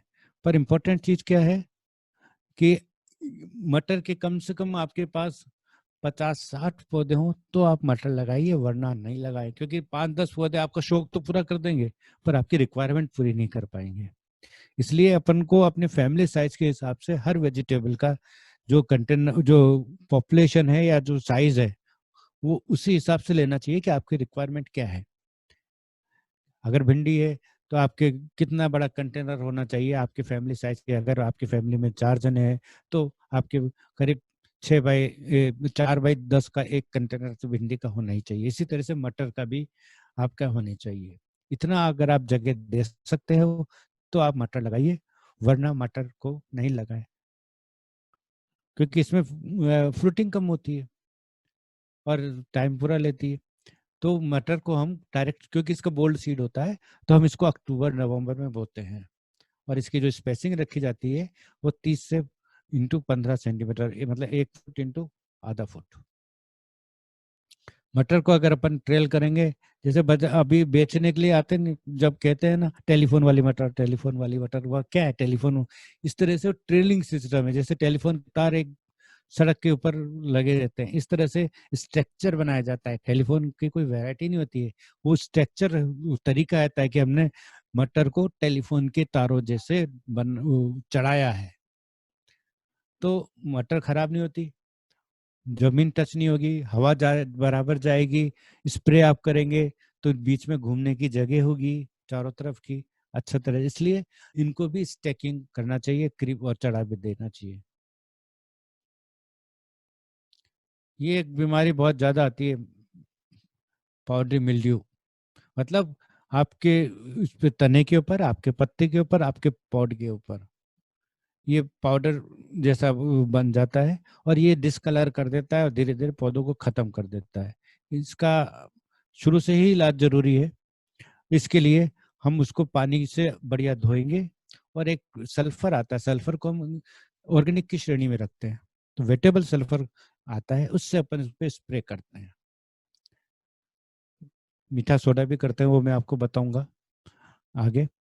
पर जो स्टैंडर्ड जो प्रैक्टिसेस है वो है वेटेबल सल्फर की, वेट सल्फ के नाम से भी मिलता है बाजार में, उसका हम स्प्रे करेंगे तो ये पाउडर मिल्ड्यू। पर ये शुरू से ही करना पड़ेगा, इसको ज्यादा को बढ़ने नहीं देना चाहिए। फिर आते हैं हमारी रूट क्रॉप्स, यानी गाजर, मूली, चुकंदर, शलजम, ऑनियन, गार्लिक, ये सब होती है। अब जैसे कि सब की है ना डायरेक्ट सोइंग होती है, एक्सेप्ट ऑनियन और गार्लिक की। जो मूली हम सितंबर अक्टूबर में भी लगा सकते हैं और नवंबर दिसंबर में भी लगा सकते हैं। ये तो हम, हालांकि कुछ वैरायटी ऐसी होती है जो गर्मियों में भी लगाई जाती है। और गाजर, चुकंदर, शलजम, इसको हम अक्टूबर नवंबर में लगाएंगे। अब ऑनियन और गार्लिक जो है, वो ऑनियन की हम पौध तैयार करते हैं, नर्सरी तैयार दो तरीके से लगाते हैं। एक तो उगी हुई जो प्याज होती है उसको अपन लगा देते हैं, तो वो क्या बन जाएगी आपकी स्प्रिंग ऑनियन, मतलब उस केवल पत्तों के लिए अपन खा रहे हैं, तो उगी हुई प्याज को आप लगा दीजिए जमीन में, वो बहुत अच्छे पत्ते देंगे, उसकी कटिंग लेते रहिए। इसी तरह से गार्लिक की भी ले सकते हैं। पर अगर आपको प्याज चाहिए तो आपको बीज बोना होगा और उसकी बहुत तैयार करनी होगी। गार्लिक की तो फलियों को डायरेक्ट लगाया जाता है थोड़ी थोड़ी दूर के ऊपर, और वो फिर बाद में उसमें पूरा बल्ब बन जाता है। गार्लिक में बीज नहीं होता है, गार्लिक वो खुद ही एक एक कली को अलग अलग करके लगाया जाता है। इसमें डिस्टेंस जो है वो 7.5 सेंटीमीटर जरूर रखनी चाहिए, नहीं तो आपको बैठती नहीं है अच्छी।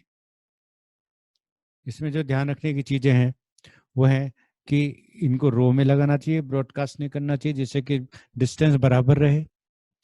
और जो सोयल मीडियम है उसमें कंकड़ पत्थर वगैरह नहीं होने चाहिए, डेप्थ भी चाहिए, कम से कम 1 फीट की डेप्थ चाहिए मूली और गाजर लगाने के लिए। फिर सीड रेट कम रखनी चाहिए, ज़्यादा नहीं रखनी चाहिए, और अगर ज़्यादा हो गई है तो उसकी थिनिंग जल्दी करनी चाहिए, जिससे कि उनकी ग्रोथ पे फर्क नहीं आए। फिर 5 से 7 लीफ स्टेज पे उसकी थिनिंग कर देनी चाहिए। जैसे मूली की, गाजर, इस शलजम की, इन सब की तो आप थोड़ी सी थिनिंग करके पत्तों की साग भी बना सकते हैं। मॉइस्चर लेवल मेंटेन रखना है अपने को पूरे ग्रोइंग सीजन में, क्योंकि ये जमीन में जा रही हैं, मतलब आपको सॉइल कंडीशन भी अच्छी होनी चाहिए, फ्राइबल होनी चाहिए, इसके लिए मॉइस्चर भी ज़्यादा होने चाहिए। और इनका हार्वेस्टिंग कब करेंगे? अगर आप पकाए ज़्यादा देर तक रख रहे हैं तो पत्ते पीले होने लग जाते हैं, तो अपन इनको निकाल देते हैं। कि ये गाजर में अक्सर होता है, मूली तो अपन और भी पहले निकाल लेते हैं, क्योंकि मूली के पत्ते हम खाने में काम में लेते हैं, गाजर के पत्ते अमूमन नहीं लिए जाते हैं। इसमें ये कीड़े लगते हैं, mealybugs, leaf miners, leaf eating caterpillars.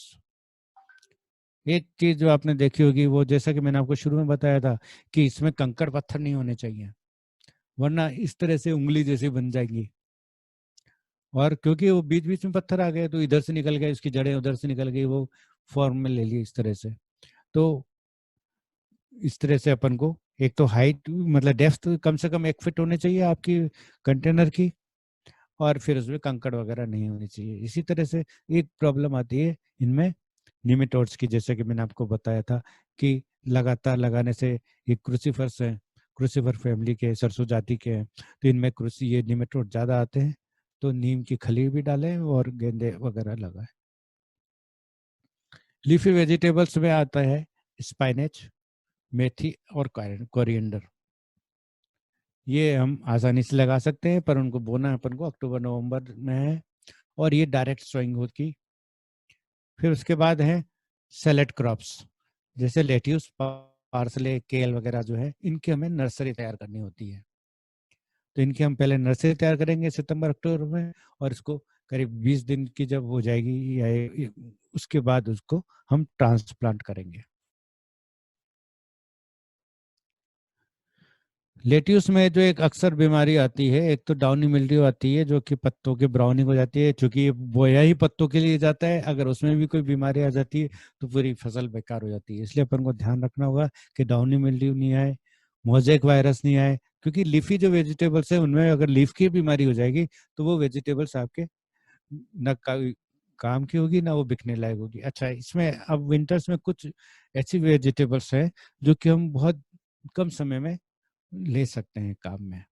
जैसे शलजम है, करीब 60 दिन में तो ये आपको आ जाएंगे, आप दोबारा नई क्रॉप लगा सकते हैं। इसी तरह से सरसों का साग है, लेट्यूस है, स्पाइनच है, जुकनी है, केल है जो सैलेड में काम आती है, बीट है, चुकंदर, फिर नोल खोल मतलब गार्ड गोभी, और ये पॉक चॉय, ये भी सैलेड का आइटम है। तो ये 60 डेज में आपको प्रोड्यूस देना शुरू कर देती है।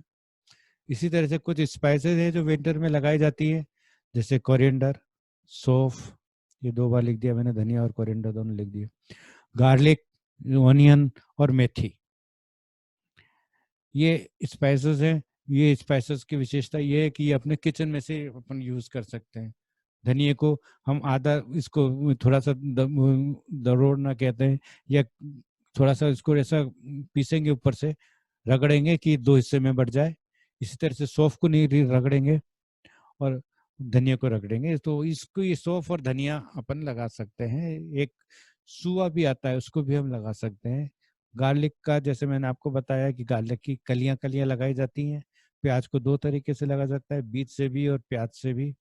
और मेथी, मेथी भी एक साग की तरह काम में आती है।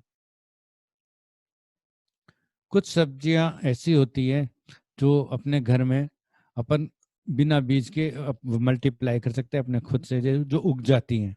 जैसे लहसुन है, ये उग गई, लगा दी।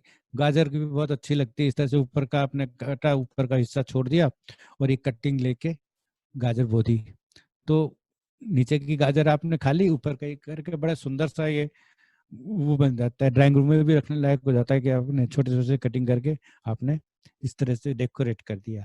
इसी तरह से धनिया भी रखा जा सकता है, पाक चोई भी रखा जा सकता है, और आलू, जैसे मैंने विंटर्स में भी आलू होता है, आलू जो उगने लग जाता है, उसमें ग्रीन ग्रीन से आने आईज बन जाती हैं, तो अपन आलू के 4 टुकड़े करें, जिसमें एक दो दो आई हो कम से कम हर टुकड़े में, और उस टुकड़ों को हम बेविस्टिन से ट्रीट करें।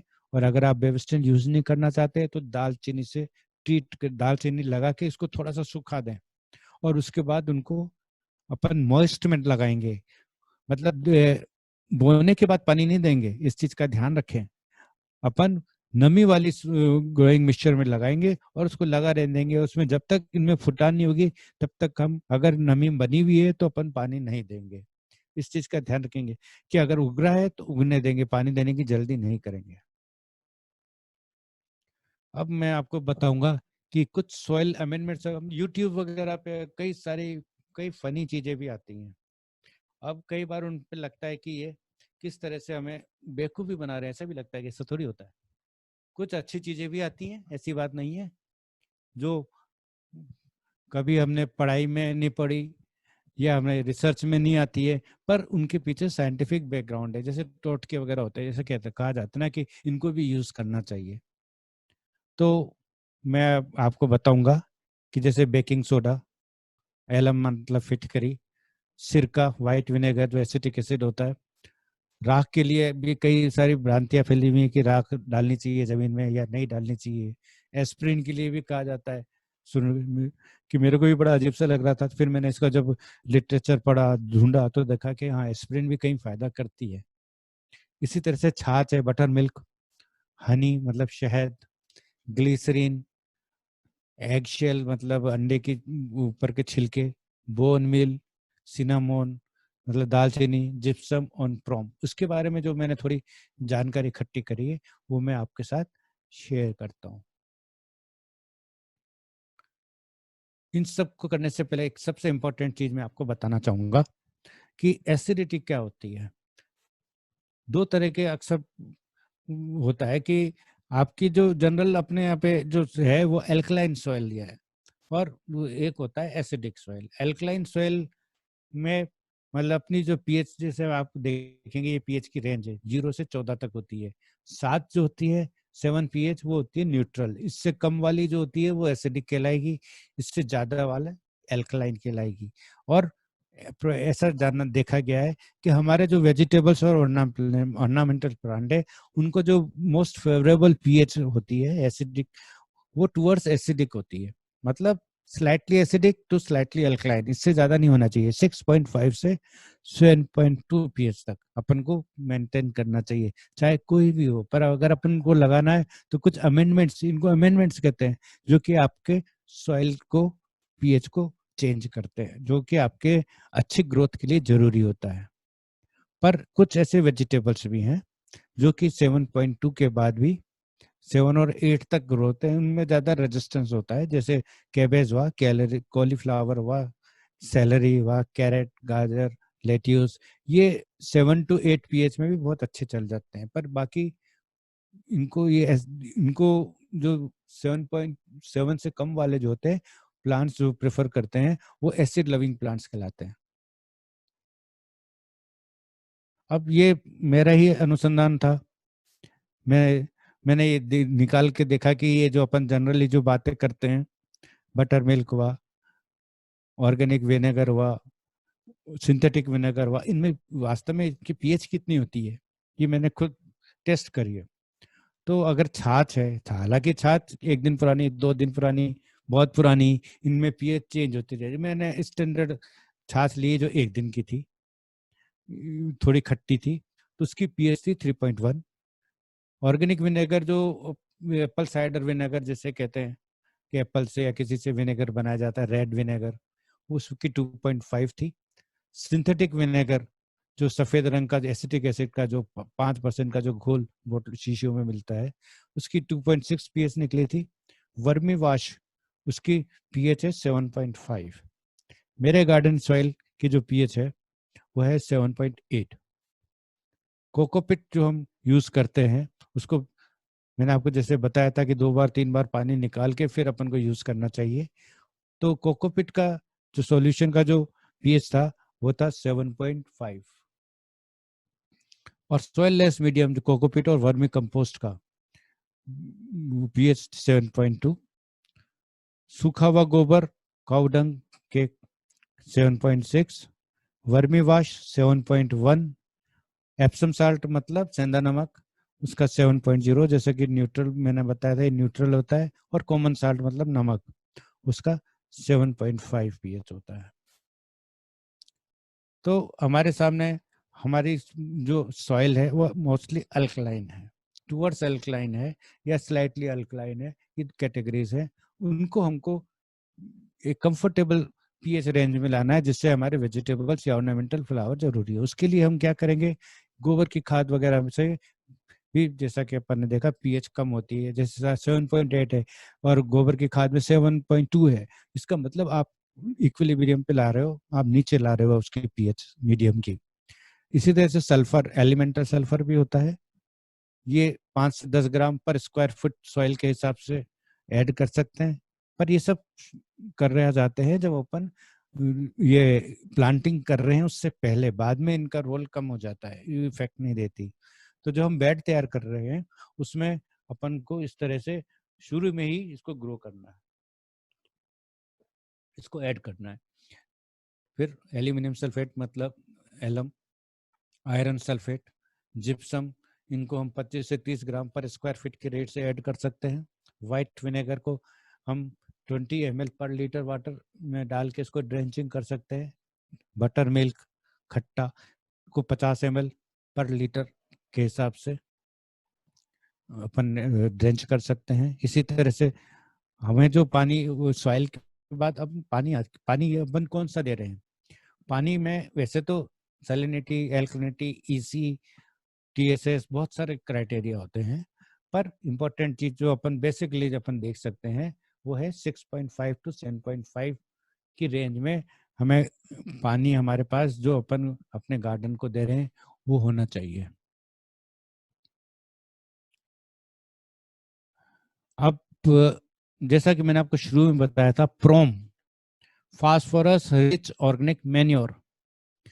फास्फोरस रिच ऑर्गेनिक मैन्योर एक तरह का फर्टिलाइजर है, ऑर्गेनिक फर्टिलाइजर, जो कि डीएपी और एसएसपी को रिप्लेस करता है। इसमें क्या करते हैं कि रॉक फॉस्फेट जो आता है उसको कंपोस्टिंग में काम में लेते हैं। तो जो हाई ग्रेड का जो रॉक फॉस्फेट आता है जो कि नेचुरल है, 32% उसमें फास्फोरस P2O5 होता है, उसको हम मैन्योर कंपोस्ट पिट में मिलाते हैं और ये फ्रोम बनाते हैं। तो इसमें हमें फास्फोरस और कैल्शियम दोनों की प्रचुर मात्रा मिलती है और ये इसमें 10.4% फास्फोरस होता है। इस तरह से बैग्स में मिलता है, हमारे एग्रीकल्चर डिपार्टमेंट से भी मिलता है इस तरह से, और ये ऐसा ब्लैक कलर का होता है। फिर हम बात करते हैं एप्सम साल्ट, मतलब रॉक साल्ट या सेंधा नमक।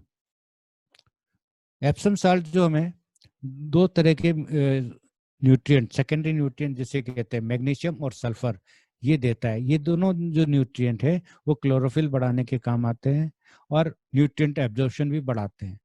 क्योंकि ये उसमें एप्सम साल्ट में होते हैं तो इनको यूज करने का तरीका होगा कि अगर अपन उसको फॉलियर एप्लीकेशन कर रहे हैं तो 2 चम्मच या 30 gram of Epsom salt 5 litre पानी में घोल के महीने में एक बार अपन देंगे। और फिर अगर मिट्टी में मिला रहे हैं तो आधा चम्मच, मतलब करीब 15 ग्राम पौधे के आसपास थोड़ा सा अपन डाल देंगे। ये जरूरी किस में है सबसे ज्यादा, आपके सोलेनेसियस मतलब टमाटर में, मिर्ची में, बैगन में, इनमें ज्यादा जरूरत है इसको यूज करने की। एक जो भ्रांति है वो ये है कि एप्सम साल्ट जो होता है वो पीएच को रिड्यूस करता है, मतलब एल्कलिनिटी को कम करता है, एसिडिक बनाता है। पर ऐसा नहीं है, क्योंकि एप्सम साल्ट जो है वो न्यूट्रल है, 7 पीएच का है। इसलिए ये आपकी सॉइल 7.2 है या 7.5 है और ये है 7 है, तो इतना ज्यादा ये इफेक्ट नहीं करता है। तो एक जो भ्रांति होती है कि एप्सम साल्ट आई है, ये मतलब ऐसा ये यूट्यूब में या कई जगह ऐसा लोग बाग दे देते हैं कि सेंधा नमक डालने से आपकी पीएच कम हो जाएगी और आपके ज्यादा दे देंगे। एक्चुअली जो फल और फ्रूट जो दे रहे हैं वो इसकी कैल्शियम और मैग्नीशियम की वजह से दे रहे हैं, ना कि सॉइल की एसिडिटी कम करने बढ़ा रहे हैं। तो इसको ड्रेंचिंग भी करते हैं, पर ध्यान ये रखना है कि ये पत्तों पे नहीं गिरना चाहिए जब भी, सूखा वाला।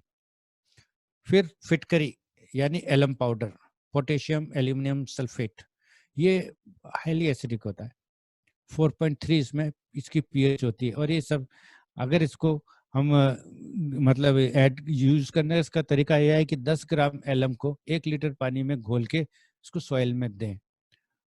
तो रीजन वही है कि एक तो इसमें पोटेशियम और सल्फर होता है, दूसरा इसका पीएच डाउन होता है, ये पीएच डाउन करता है, मतलब एसिडिक मीडिया बना के फेवरेबल प्लांट के लिए फेवरेबल सिचुएशन क्रिएट करता है। तो अपन इसका पानी पिला सकते हैं महीने में एक बार। ये कुछ बीमारियां होती हैं जैसे रूट रोट हुआ, इसके लिए अगर करना है तो एक कपड़े की फिटकरी, कपड़े की एक बांध के गांठ जिसमें फिटकरी की डली रख के पानी अपन जहाँ से पानी जा रहा है वहां छोड़ेंगे तो धीरे धीरे ड्रेंचिंग हो जाएगी। इंपॉर्टेंट चीज इसमें ध्यान रखने की क्या है कि अपन को पौधों के ऊपर इसका पानी, क्योंकि एसिडिक है काफी, तो पानी इसका जो घोल है उसको केवल सीधे जमीन में देना है, पानी में रूट्स में देना है। और जब अपन इसको कर रहे हैं, आपने देखा कि जब अपन एलम को पानी में घोलते हैं तो पानी फट जाता है, फिल्ट्रेट्स निकल जाते हैं। तो 1 घंटे तक अपन को उसको रखना है बनाने के बाद, फिर उसके बाद उसको यूज करना है। और ये केवल इवनिंग में करना है, ऐसा भी कहा जाता है। बेकिंग सोडा, सोडियम बाइकार्बोनेट, इसका जो पीएच होता है वो 8.4 होता है, इसलिए इसको सॉइल ट्रीटमेंट के लिए या सॉइल में ऐड नहीं करना चाहिए जहाँ एल्कलाइन सॉइल है। ये क्योर करता है पाउडर मिल्ड्यू को और फंगल डिजीज जैसे होती है, लीफ डिजीज वगैरह, ब्लाइट्स वगैरह, उसके लिए ये बहुत अच्छा है। इसको यूज करने के लिए 1 चम्मच बेकिंग सोडा, 1 चम्मच वेजिटेबल ऑयल, एडिबल ऑयल कोई भी हो, और 1 ml लिक्विड सोप में मिला के, क्योंकि ऑयल मिला रहे हैं तो शैम्पू तो मिलाना ही होगा। 5 लीटर में डाल के इसका स्प्रे करेंगे तो आप लीफ डिजीज और कुछ रस्ट होती है, रस्ट से भी छुटकारा पा सकते हैं। अच्छा, कोई भी अपन स्प्रे कर रहे हैं तो मैं आपको ध्यान दिलाना चाहूंगा, चाहे आप कोई भी स्प्रे कर रहे हो तो एक बार ही घूमना चाहिए आपका स्प्रे का बूम, नोजल का बूम। बार बार आगे पीछे होकर के 2-3 कवर नहीं होने चाहिए। इस चीज का हमेशा ध्यान रखना चाहिए कि आप सिंगल स्प्रे करो, नहीं तो कंसंट्रेशन बढ़ती जाएगी प्लांट की और प्लांट को नुकसान हो जाएगा।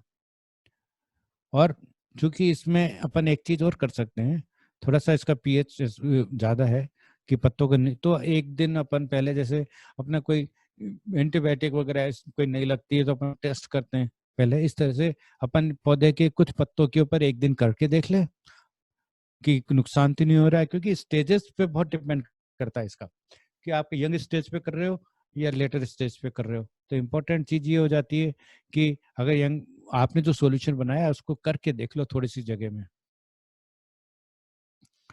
और अगर वो सही रहता है तो फिर अपन पूरे प्लांट पे इस पे करेंगे। फिर आता है जिप्सम। जिप्सम क्या है? कैल्शियम सल्फेट है। तो ये 20, इसमें 21% कैल्शियम और 17% कैल्शियम और 17% सल्फेट होता है। ये कैल्शियम और सल्फर प्रोवाइड करता है। इसका पीएच न्यूट्रल होता है और ये एल्कलाइन और एसिडिक सॉइल दोनों में ऐड कर सकते हैं। तो जैसा कि मैंने आपको बताया कि कैल्शियम और सल्फर दोनों देता है, जो कि सोलेनेसियस क्रॉप जैसे कैप्सिकम हुई और टमाटर हुई, इनके लिए बहुत जरूरी है, क्योंकि इसमें एंड बॉटम एंड रोड जरूरी आता है जो बाद में ठीक नहीं होता है। तो आप जब बो रहे हैं उसी टाइम ये जिप्सम का उपयोग करें। और ये सॉइल को लूज भी करता है, एरेशन बढ़ाता है। इसको करीब 100 स्क्वायर फीट में करीब 9 किलो आपको यूज करना है, और उसी हिसाब से अपन डिस्ट्रीब्यूट करते हैं। 1 चम्मच डालेंगे जैसे 1 कंटेनर में, अगर थैलियों में इसी तरह से थोड़ा थोड़ा डालेंगे। हालांकि ये नुकसान नहीं करता, पर इसको ज्यादा नहीं डालना चाहिए। सिरका, white vinegar, actually white vinegar जो होता है वो एसिटिक एसिड का 5% का सॉल्यूशन होता है, जो अपने को किचन के लिए में यूज होता है। पर जो एक्चुअल एक इसके कई यूजेज हैं, जैसे ये वीड किलर भी है, पर उसके लिए हमें 20% एसिटिक एसिड का घोल बनाना पड़ेगा। जो और कमर्शियल जो विनेगर है ये एसिटिक एसिड है, तो उसका 20% लेके अपन वीड किलर करते हैं। पर ये सिस्टमेटिक नहीं है, मतलब एक को नहीं करेगा, ये कांटेक्ट में जितने भी पौधे आएंगे उन सबको किल करेगा। तो ये अक्सर वहाँ यूज करा जाता है जैसे आपके दीवार में कोई छेदों में, क्रैक्स में, या आपके रास्ते में, ईंटों के पास में, जहाँ पे अगर ये है तो आप ये 20% एसिडिक का घोल बनाकर स्प्रे कर सकते हैं डायरेक्ट। बस ध्यान अपने को ये रखना है कि अपने जो डिजायर्ड प्लांट है उसके ऊपर ये छिड़काव नहीं जाना चाहिए। इसके 5% वाला से हम ये चींटियां हो रही हूँ, घर में हो रही हूँ, दरवाजे में हो रही हूँ, या पौधों में हो रही हूँ, तो अपन इसको छिड़काव कर सकते हैं। इससे चींटियां भाग जाती है, बदबू आती है। इवन पेट्स भी, जैसे घरों में कोई ऐसा होता है कि है ना, आपके जब पास कुत्ते हैं, बिल्ली हैं, और पर आपके पौधों को नुकसान पहुंचा देती है, तो इसको कपड़े में भिगो के आप उनके पौधों के आसपास रख देंगे, तो वो भी उसको रेलिश नहीं करेंगे, तो वो पौधे को आपको खराब नहीं करेंगे। इवन चूहे भी नहीं आएंगे उस जगह। फिर ये बहुत अच्छा मिली बग्स और वाइट फ्लाई के लिए बहुत अच्छी चीज है। इसमें 750 ml of water plus 250 ml of 5% vinegar plus detergent का स्प्रे करेंगे तो मिली बग और वाइट फ्लाई दोनों खत्म होंगे। एक ट्रैप भी बनता है इसका, मतलब ट्रैप का मतलब फ्रूट फ्लाई को लालच देके अपने पास उनको घोल में मरने के लिए करना।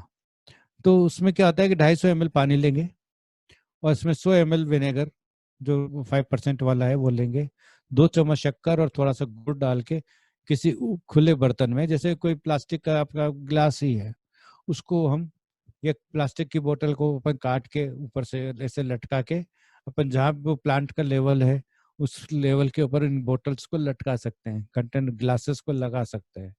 तो ये फ्रूट फ्लाई जितनी भी हैं वो इकट्ठी होके उसमें आ जाती हैं। उनमें आपने कागज भिगो के आपने ऐसे निकाल दिया जैसे ये फोटो में दिख रहा है आपको, तो वो इंसेक्ट्स भी आ जाते हैं। सॉइल की एसिडिटी इंप्रूव करने के लिए 4 लीटर पानी में 100 ml विनेगर डाल के ड्रेंच करेंगे महीने में एक बार। और फिर स्लैक्स और स्नेल्स जो घोंगे वगैरह जो आ जाते हैं उनको भी किल करने के लिए हम डायरेक्ट विनेगर का स्प्रे करेंगे या एप्सम साल्ट डालेंगे। राख के लिए कहा जाता है कि हमें राख जमीन में मिलानी चाहिए। तो जो राख की जो कंसिस्टेंसी होती है वो होती है 0 नाइट्रोजन, 1% फास्फोरस और 3% पोटेशियम। मतलब पोटेशियम का सोर्स है ये और कैल्शियम कार्बोनेट का सोर्स है, पर ये अल्कलाइन इन नेचर है, इसलिए इसको 7 से कम या 6.5 से कम जो पीएच वाली जो सॉइल है उसमें यूज करना चाहिए। अपने एल्कलाइन सॉइल में इसको यूज नहीं करना चाहिए मिट्टी में डालने के लिए। वैसे अपन एज ए पेस्टिसाइड यूज कर सकते हैं, डस्टिंग कर सकते हैं, पर इतना भी नहीं करने चाहिए कि जब अपन पानी दें या बरसात हो जाए तो सारी राख आपके कंटेनर्स में आ जाए। इसलिए इसका मिनिमम यूज डस्टिंग में करना चाहिए, क्योंकि इसका मैकेनिकल इफेक्ट होता है, स्कॉर्चिंग इफेक्ट होता है इन कीड़ों के ऊपर। और ये अपन चूंकि पत्तों के नीचे जैसे पानी का स्प्रे तो कर सकते हैं, पर पत्तों के नीचे इसलिए एफिड पे इस पे असर नहीं आता है। ऊपर इस पत्तों के ऊपर जितने कीड़े हैं वो तो फिर भी मर सकते हैं। एक और कंसेप्ट है कि उसी तरह से नीम लीफ सुखा के उसका पाउडर को भी हम यूज कर सकते हैं। जिस तरह से ऐश यूज कर रहे हैं इस तरह से नीम लीफ करेंगे तो आपको वो एल्कलाइन सोइल की भी प्रॉब्लम नहीं आएगी। तो जैसा कि मैंने आपको कहा है कि ज़्यादा नहीं लेना चाहिए क्योंकि ये एल्कलाइन मीडियम में होता है।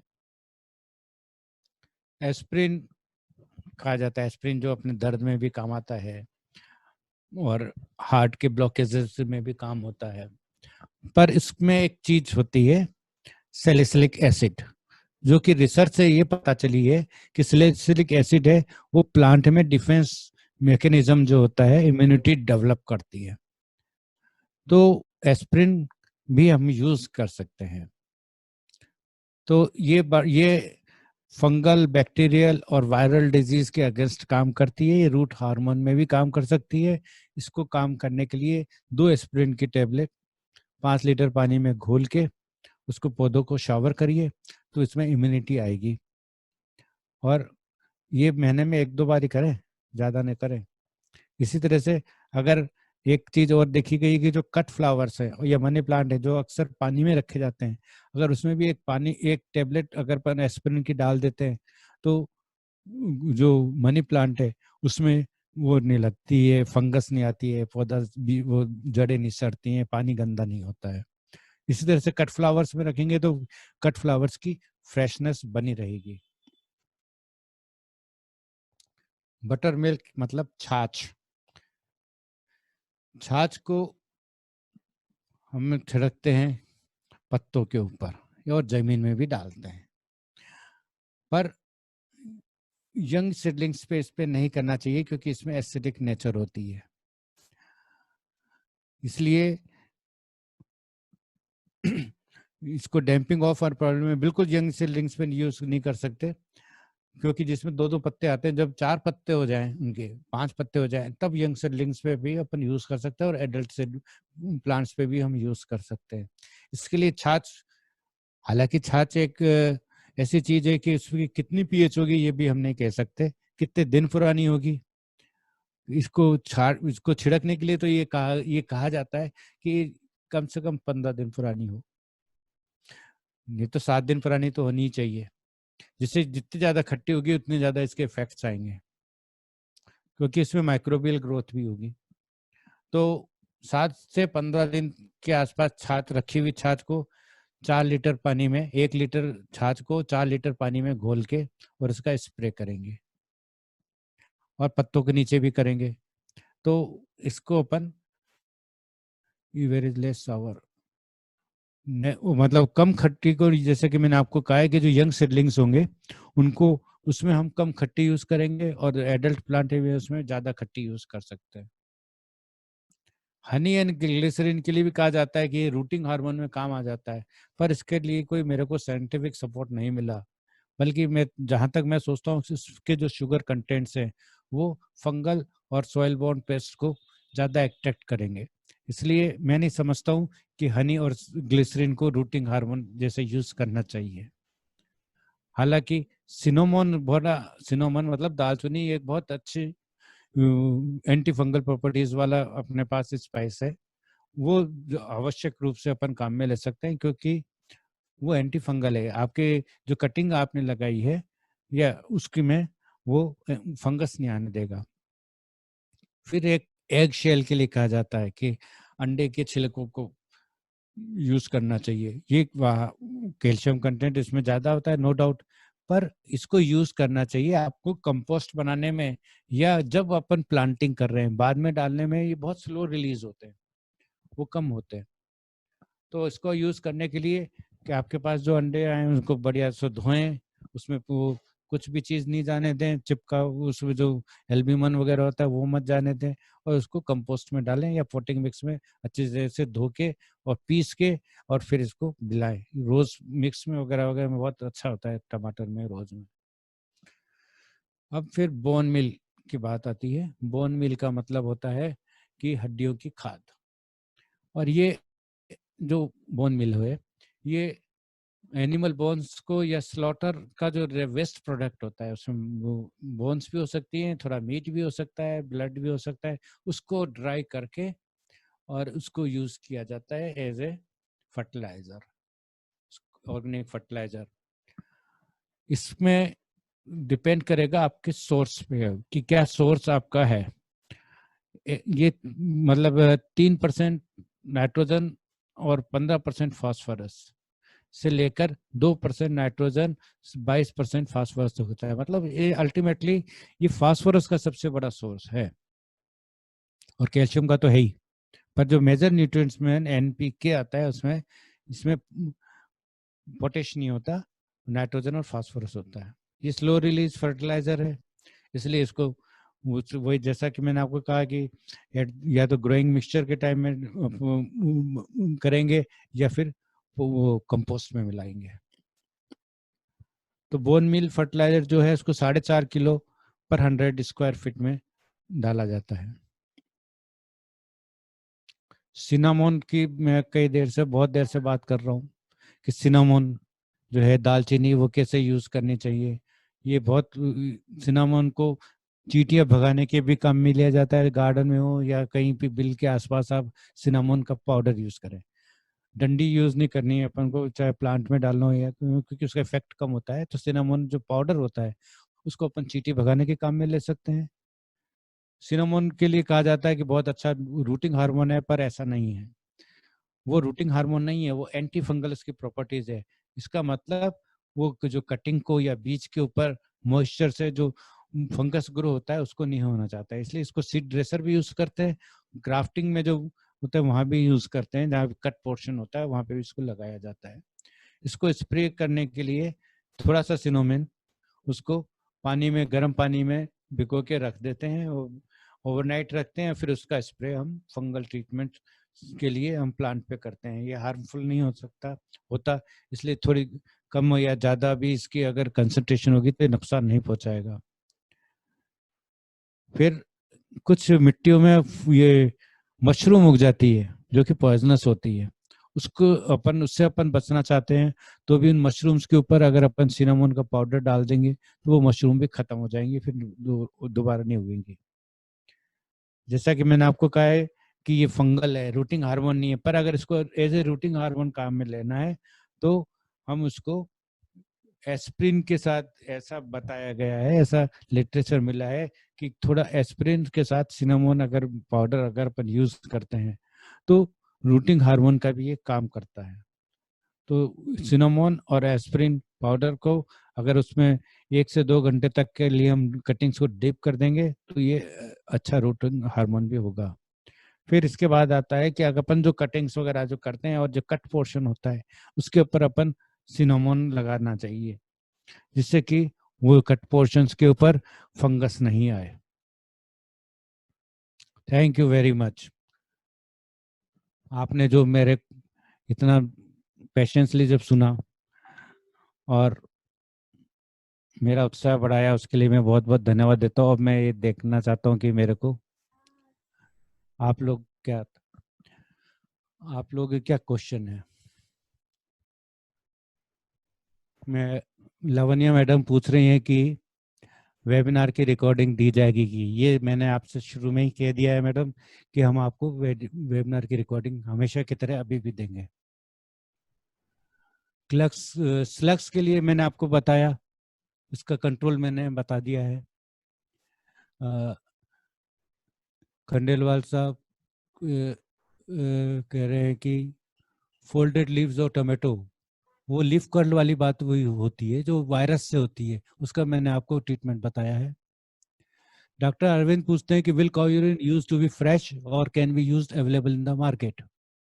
मैंने आपको बताया कि काउ यूरिन फ्रेश यूज करना चाहिए, और अगर आपको रखना है, उसकी कंसंट्रेशन बढ़ानी है, तो उसको सील्ड कंटेनर में आप स्टोर कर सकते हैं, कितना भी, 10 दिन, 15 दिन, 1 महीना, तो उसकी कंसंट्रेशन भी बढ़ती जाएगी। पर अगर आपने ओपन में रखा है तो काउ यूरिन की मतलब अमोनिया की कंसंट्रेशन उड़ जाएगी। इसलिए अगर आपको काउ यूरिन को स्टोर करना है तो आप सील्ड कंटेनर में करेंगे। Can we use buttermilk as a pesticide, ये मैंने आपको बता दिया कि बटर मिल्क किससे यूज करना है। निधि सक्सेना जी कह रही हैं how to protect peas from monkey. Monkeys तो मैडम, निधि सक्सेना जी मैडम, मैंने तो करीब इन मंकीज से बचने के लिए मेरी 3000 स्क्वायर फीट की छत को, पूरी छत के ऊपर शेड करा है ये पोल्ट्री नेट से, बाकी और कोई तरीका नहीं है।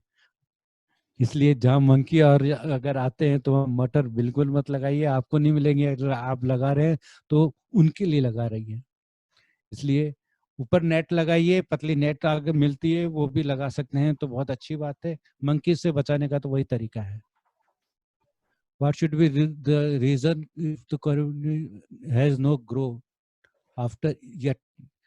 Coriander जो है it takes, especially in the winters, it may takes 15 to 20 days. तो important क्या चीज है जैसे कि मैंने आपको पहले भी बताया था, अगर आपने देखा हो कि डॉक्टर अरविंद, कि है ना, अगर अपन विंटर्स में स्पेशली अपन कोई भी चीज ग्रो कर रहे हैं, चाहे वो सीडलिंग के लिए तैयार कर रहे हो या डायरेक्ट सोइंग के लिए कर रहे हो, अगर हम उसमें अगर उसको प्लास्टिक शीट से ढक देते हैं तो दो फायदे होंगे। एक तो उसका टेम्परेचर बढ़ेगा, दूसरा अपन को पानी नहीं देना पड़ेगा क्योंकि वो ह्यूमिडिटी अंदर नमी बनी रहेगी। इसलिए जरूरत है कि है ना, अपन जब तक वो नहीं उसको प्लास्टिक शीट से ढक के रखें। उससे क्या होगा कि अंदर नमी रहेगी और वो उगेंगे और आपको चिड़िया भी नहीं खाएंगे जब उगेंगे। जब तो जब तक 2-3 लीफ नहीं आ जाए तब तक हम उसको ढक के रखेंगे। मनोज इक्का जी पूछते हैं कि पीएच क्या होता है। पीएच हाइड्रोजन आयन कंसंट्रेशन होती है। ये शो करती है कि आपकी सॉइल एसिडिक है या एल्कलाइन है। मनोज इक्का जी, आपकी जो सॉइल है वो एल्कलाइन है क्योंकि आप जयपुर में रहते हैं। तो इसमें अपन को अमेंडमेंट वो करने पड़ेंगे जो एसिडिक मैंने आपको बताए हैं, तो वो इम्प्रूव करेंगे आपकी सॉइल को। डॉक्टर अरविंद कहते हैं, पूछते हैं कि what is the ideal proportion of soil adding gypsum and Epsom salt. शायद मैंने आपको बता दिया है कि क्या क्या डोजेज होने चाहिए पर 100 स्क्वायर फीट के हिसाब से। Thank you doctor Arvind for providing favourable comments, thanks a lot. Anita Balaji पूछती है कि fantastic season, thank you very much. Radhika ji, is there any organic cure for the दीमक। दीमक के लिए मैंने आपको, मतलब टर्माइट, इसके लिए मैंने आपको बताया है कि है ना, क्या कहते हैं इसको, की खली नीम की खली मिलाइए उसके अंदर, वही एक ऑर्गेनिक रीजन तो वही है। एक और तरीका हो सकता है कि जो आपकी जमीन है या वो है उसके ऊपर गीला करके बोरी डाली जाती है, तो आपकी जितनी दीमक होती है ना वो रात के टाइम इकट्ठी हो जाएगी और उसमें आप उस बोरी को बाहर झाड़ दीजिए। एक और तरीका होता है दीमक को कंट्रोल करने का कि आपकी जो क्यारियां हैं, जब जो प्लॉट है उसमें थोड़ा सा खड्डा करिए और उसमें है ना एक मटका रखिए या घड़ा, छोटा सा कुल्हड़ जैसे कहते हैं, उसमें छोटे छोटे छेद कर दीजिए ऊपर की तरफ और नीचे आप उसमें गुड़ का सॉल्यूशन डाल दीजिए, तो दीमक उसमें अट्रैक्ट होंगी, उसमें इकट्ठी होती जाएंगी। फिर जब वो थोड़ा ज्यादा इकट्ठी हो जाए तो उसको बाहर फेंक दीजिए और वो पानी वापस नया शुगर सॉल्यूशन उसमें भर के फिर वापस को गाड़ दीजिए। Mango plant brown colour liquid is coming out. ये जो है ब्राउन कलर का जो लिक्विड हो रहा है ये उसी से ही है मैडम, क्या कहते हैं उसको, मिली बग से। कुछ स्टेम में से भी ऊजिंग होता है, वो नेचुरल ऊजिंग भी होता है। जैसे गोंद निकलता है ना कई तनों में से, ऐसे मैंगो में से भी तनों में से अगर गोंद जैसा निकल रहा है तो वो हार्मफुल नहीं है, वो एक नेचुरल फिनोमिना है। पर मैंगो मिलीबग को बचाने के लिए एक जो एक तरीका होता है कि जो लोअर स्टेम होता है उसके ऊपर हम पेंट करते हैं किसका, गुड़ का, और इसका जिससे कि ना वो उस पर चिपक जाए। मिलीबग पेड़ के जमीन से पेड़ के ऊपर चढ़ती है, तो इस चीज का अपन ध्यान रखेंगे। एनी प्रिवेंशन फॉर द स्क्विल्स, मैंने आपको बताया कि अपन एसिटिक एसिड या सिरका में घोल के ऐसी जगह रख दें जैसे आपका कैबेज या कॉलीफ्लावर खराब हो जाते हैं या कटिंग हो जाते हैं तो वो बच सकते हैं। और मैंने आपको एक तरीका और बताया था कि नर्सरी को बचाने का सबसे आसान तरीका किसी भी से भी हो, चिड़िया हो या स्क्विल से, आप छोटी मच्छरदानियां बनवाइए। जैसे पुराने जमाने में बच्चों के ऊपर छोटी मच्छरदानियां रखी जाती थी ना, टोकरी जैसी, ऐसे ही आप अपने, वो भी आपके छोटे बच्चे हैं नर्सरी वाले सिडलिंग, उनको भी ढकने के लिए आपको वो यूज करनी चाहिए। डिफरेंट पेस्टिसाइड फर्टिलाइजर के बीच कितना गैप होना चाहिए? कोई गैप नहीं होना चाहिए। अगर कीड़ा आया है तो आपको देना होगा। फर्टिलाइजर अपन प्लांटिंग के टाइम दे रहे हैं, पेस्टिसाइड्स अपन उगने के बाद पौधों में देना शुरू कर देंगे। 7-8 लीफ आई उसके बाद आप नीम का स्प्रे शुरू कर दीजिए। अपन स्प्रे फर्टिलाइजर का कर नहीं रहे हैं, ये ध्यान रखिए, अपन केवल ऑर्गेनिक पेस्टिसाइड का कर रहे हैं। Meenu ji, can we ask and we have a problem by showing a pic. You can send me on the WhatsApp, madam, with the detail. I will try to solve your problem. Anita madam कह रही हैं कि what do to save the small plant, what to do to save the small plant from squirrels, same problem. Acetic acid उसका घोल रखिए या फिर उसको ढक दीजिए, ऊपर कांटे डाल दीजिए, सूखे पत्ते बिछा दीजिए, ये कुछ होते हैं मेजर्स जो आपको लेने होंगे। सुभाष जी कह रहे हैं कि 1 टीस्पून मीन्स 30, 1 टीस्पून को अपन 15 ml, अपने जो टीस्पून है वो करीब अपन 15 ग्राम या 10 ml की मानते हैं एक चम्मच को, उसके हिसाब से अपन। और ये जितने भी चीजें मैंने आपको बताई, TSF वगैरह, वो इतने ज्यादा हार्मफुल नहीं है। अगर थोड़ा सा कम हो जाएगा या थोड़ा सा 10 ग्राम की जगह 12 ग्राम हो जाएगा तो भी कोई नुकसान नहीं होगा। ये एक आसान मेजरमेंट है जिसको अपन, चूंकि अपन किचन गार्डनिंग कर रहे हैं, अपन कुछ मशीन, कुछ तोलने की और इसकी मशीन नहीं लेके बैठे हुए। अच्छा, फिर राधिका जी पूछती हैं कि how to prevent bandicoots of those big mice. Okay, ये आप बिल की बात कर रही है मेरे ख्याल से, कि बरोज के अंदर भी आप वो बेट्स रख सकती हैं जो चूहे मारने की होती हैं। इसके अलावा फिर उसका कपड़ा, फिनाइल का या एसिटिक एसिड का घोल का कपड़ा उस बिल के पास या उसके किनारों के ऊपर आपके रख सकती हैं, बिल के पास में या क्यारियों में 2-3 जगह। तो ये जो पंजेंट स्मेल होगी एसिटिक एसिड की, वो उससे चूहे नहीं आएंगे। शिप्रा जी कह रही हैं कि very informative section, thank you madam. Radhika ji फिर पूछती हैं कि इट इज, कह रही हैं it is burly, thank you for your appreciation and encouragement. Anita Malik ji कह रही हैं कि some small ants on my aloe vera and patthar chatta plants not going in spite of neem spray and what the for spraying can I spray.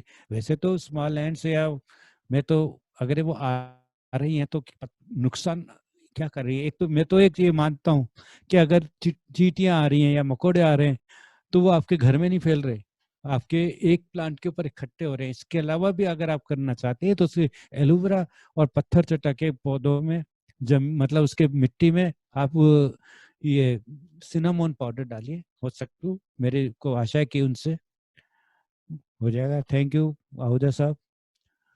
Subhash Rathore ji, lots of mosquitoes are there at farm. These are actually not mosquitoes, these are the aphid or the acids.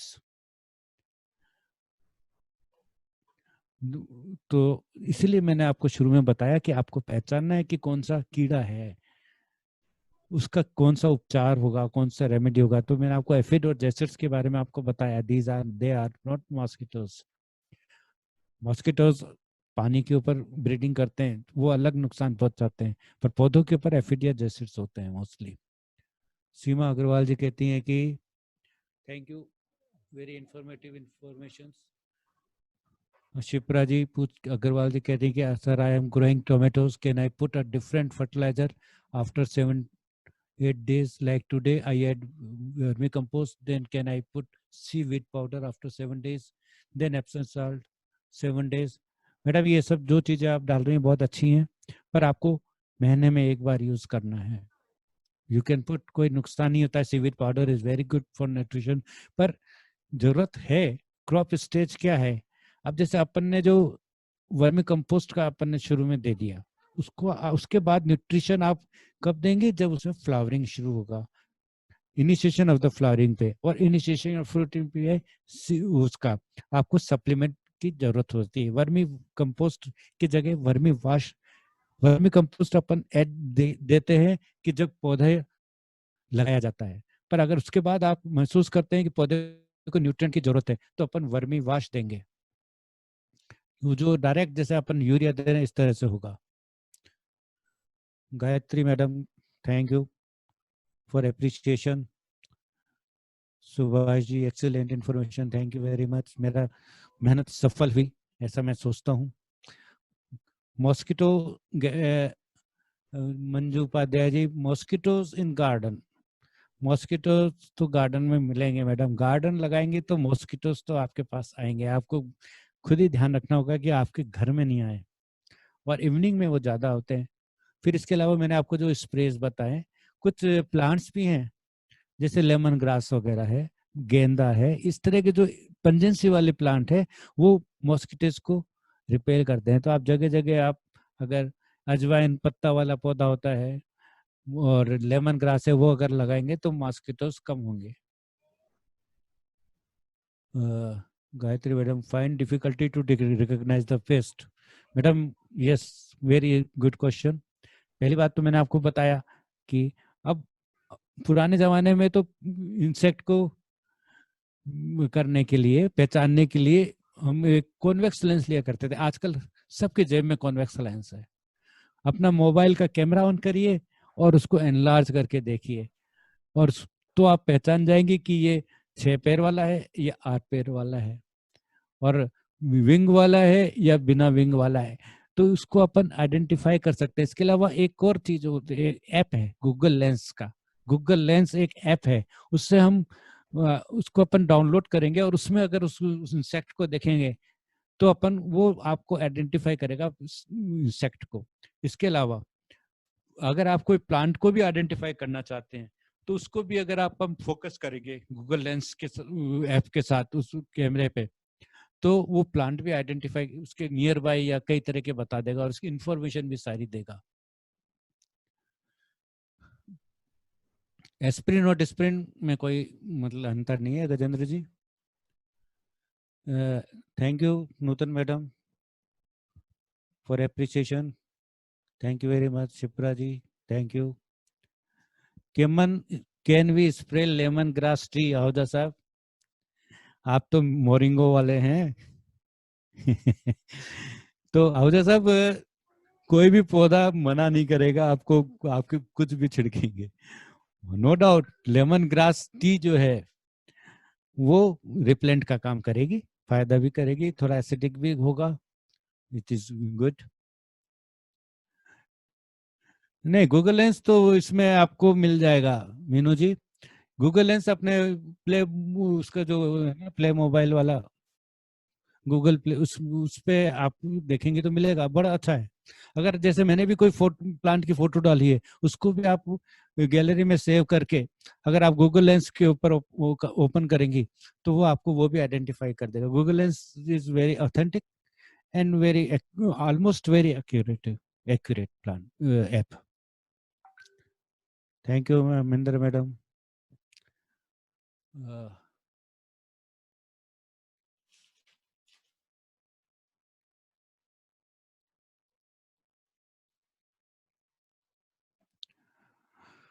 So I took nearly 2 hours. I hope सबको बहुत अच्छा लगा होगा और मेरी मेहनत में से आपको कुछ ना कुछ ज्ञान अवश्य मिला होगा। कोई ना कोई चीज तो हमेशा मिलती है। एक और चैट आया है, देखता हूँ क्या है।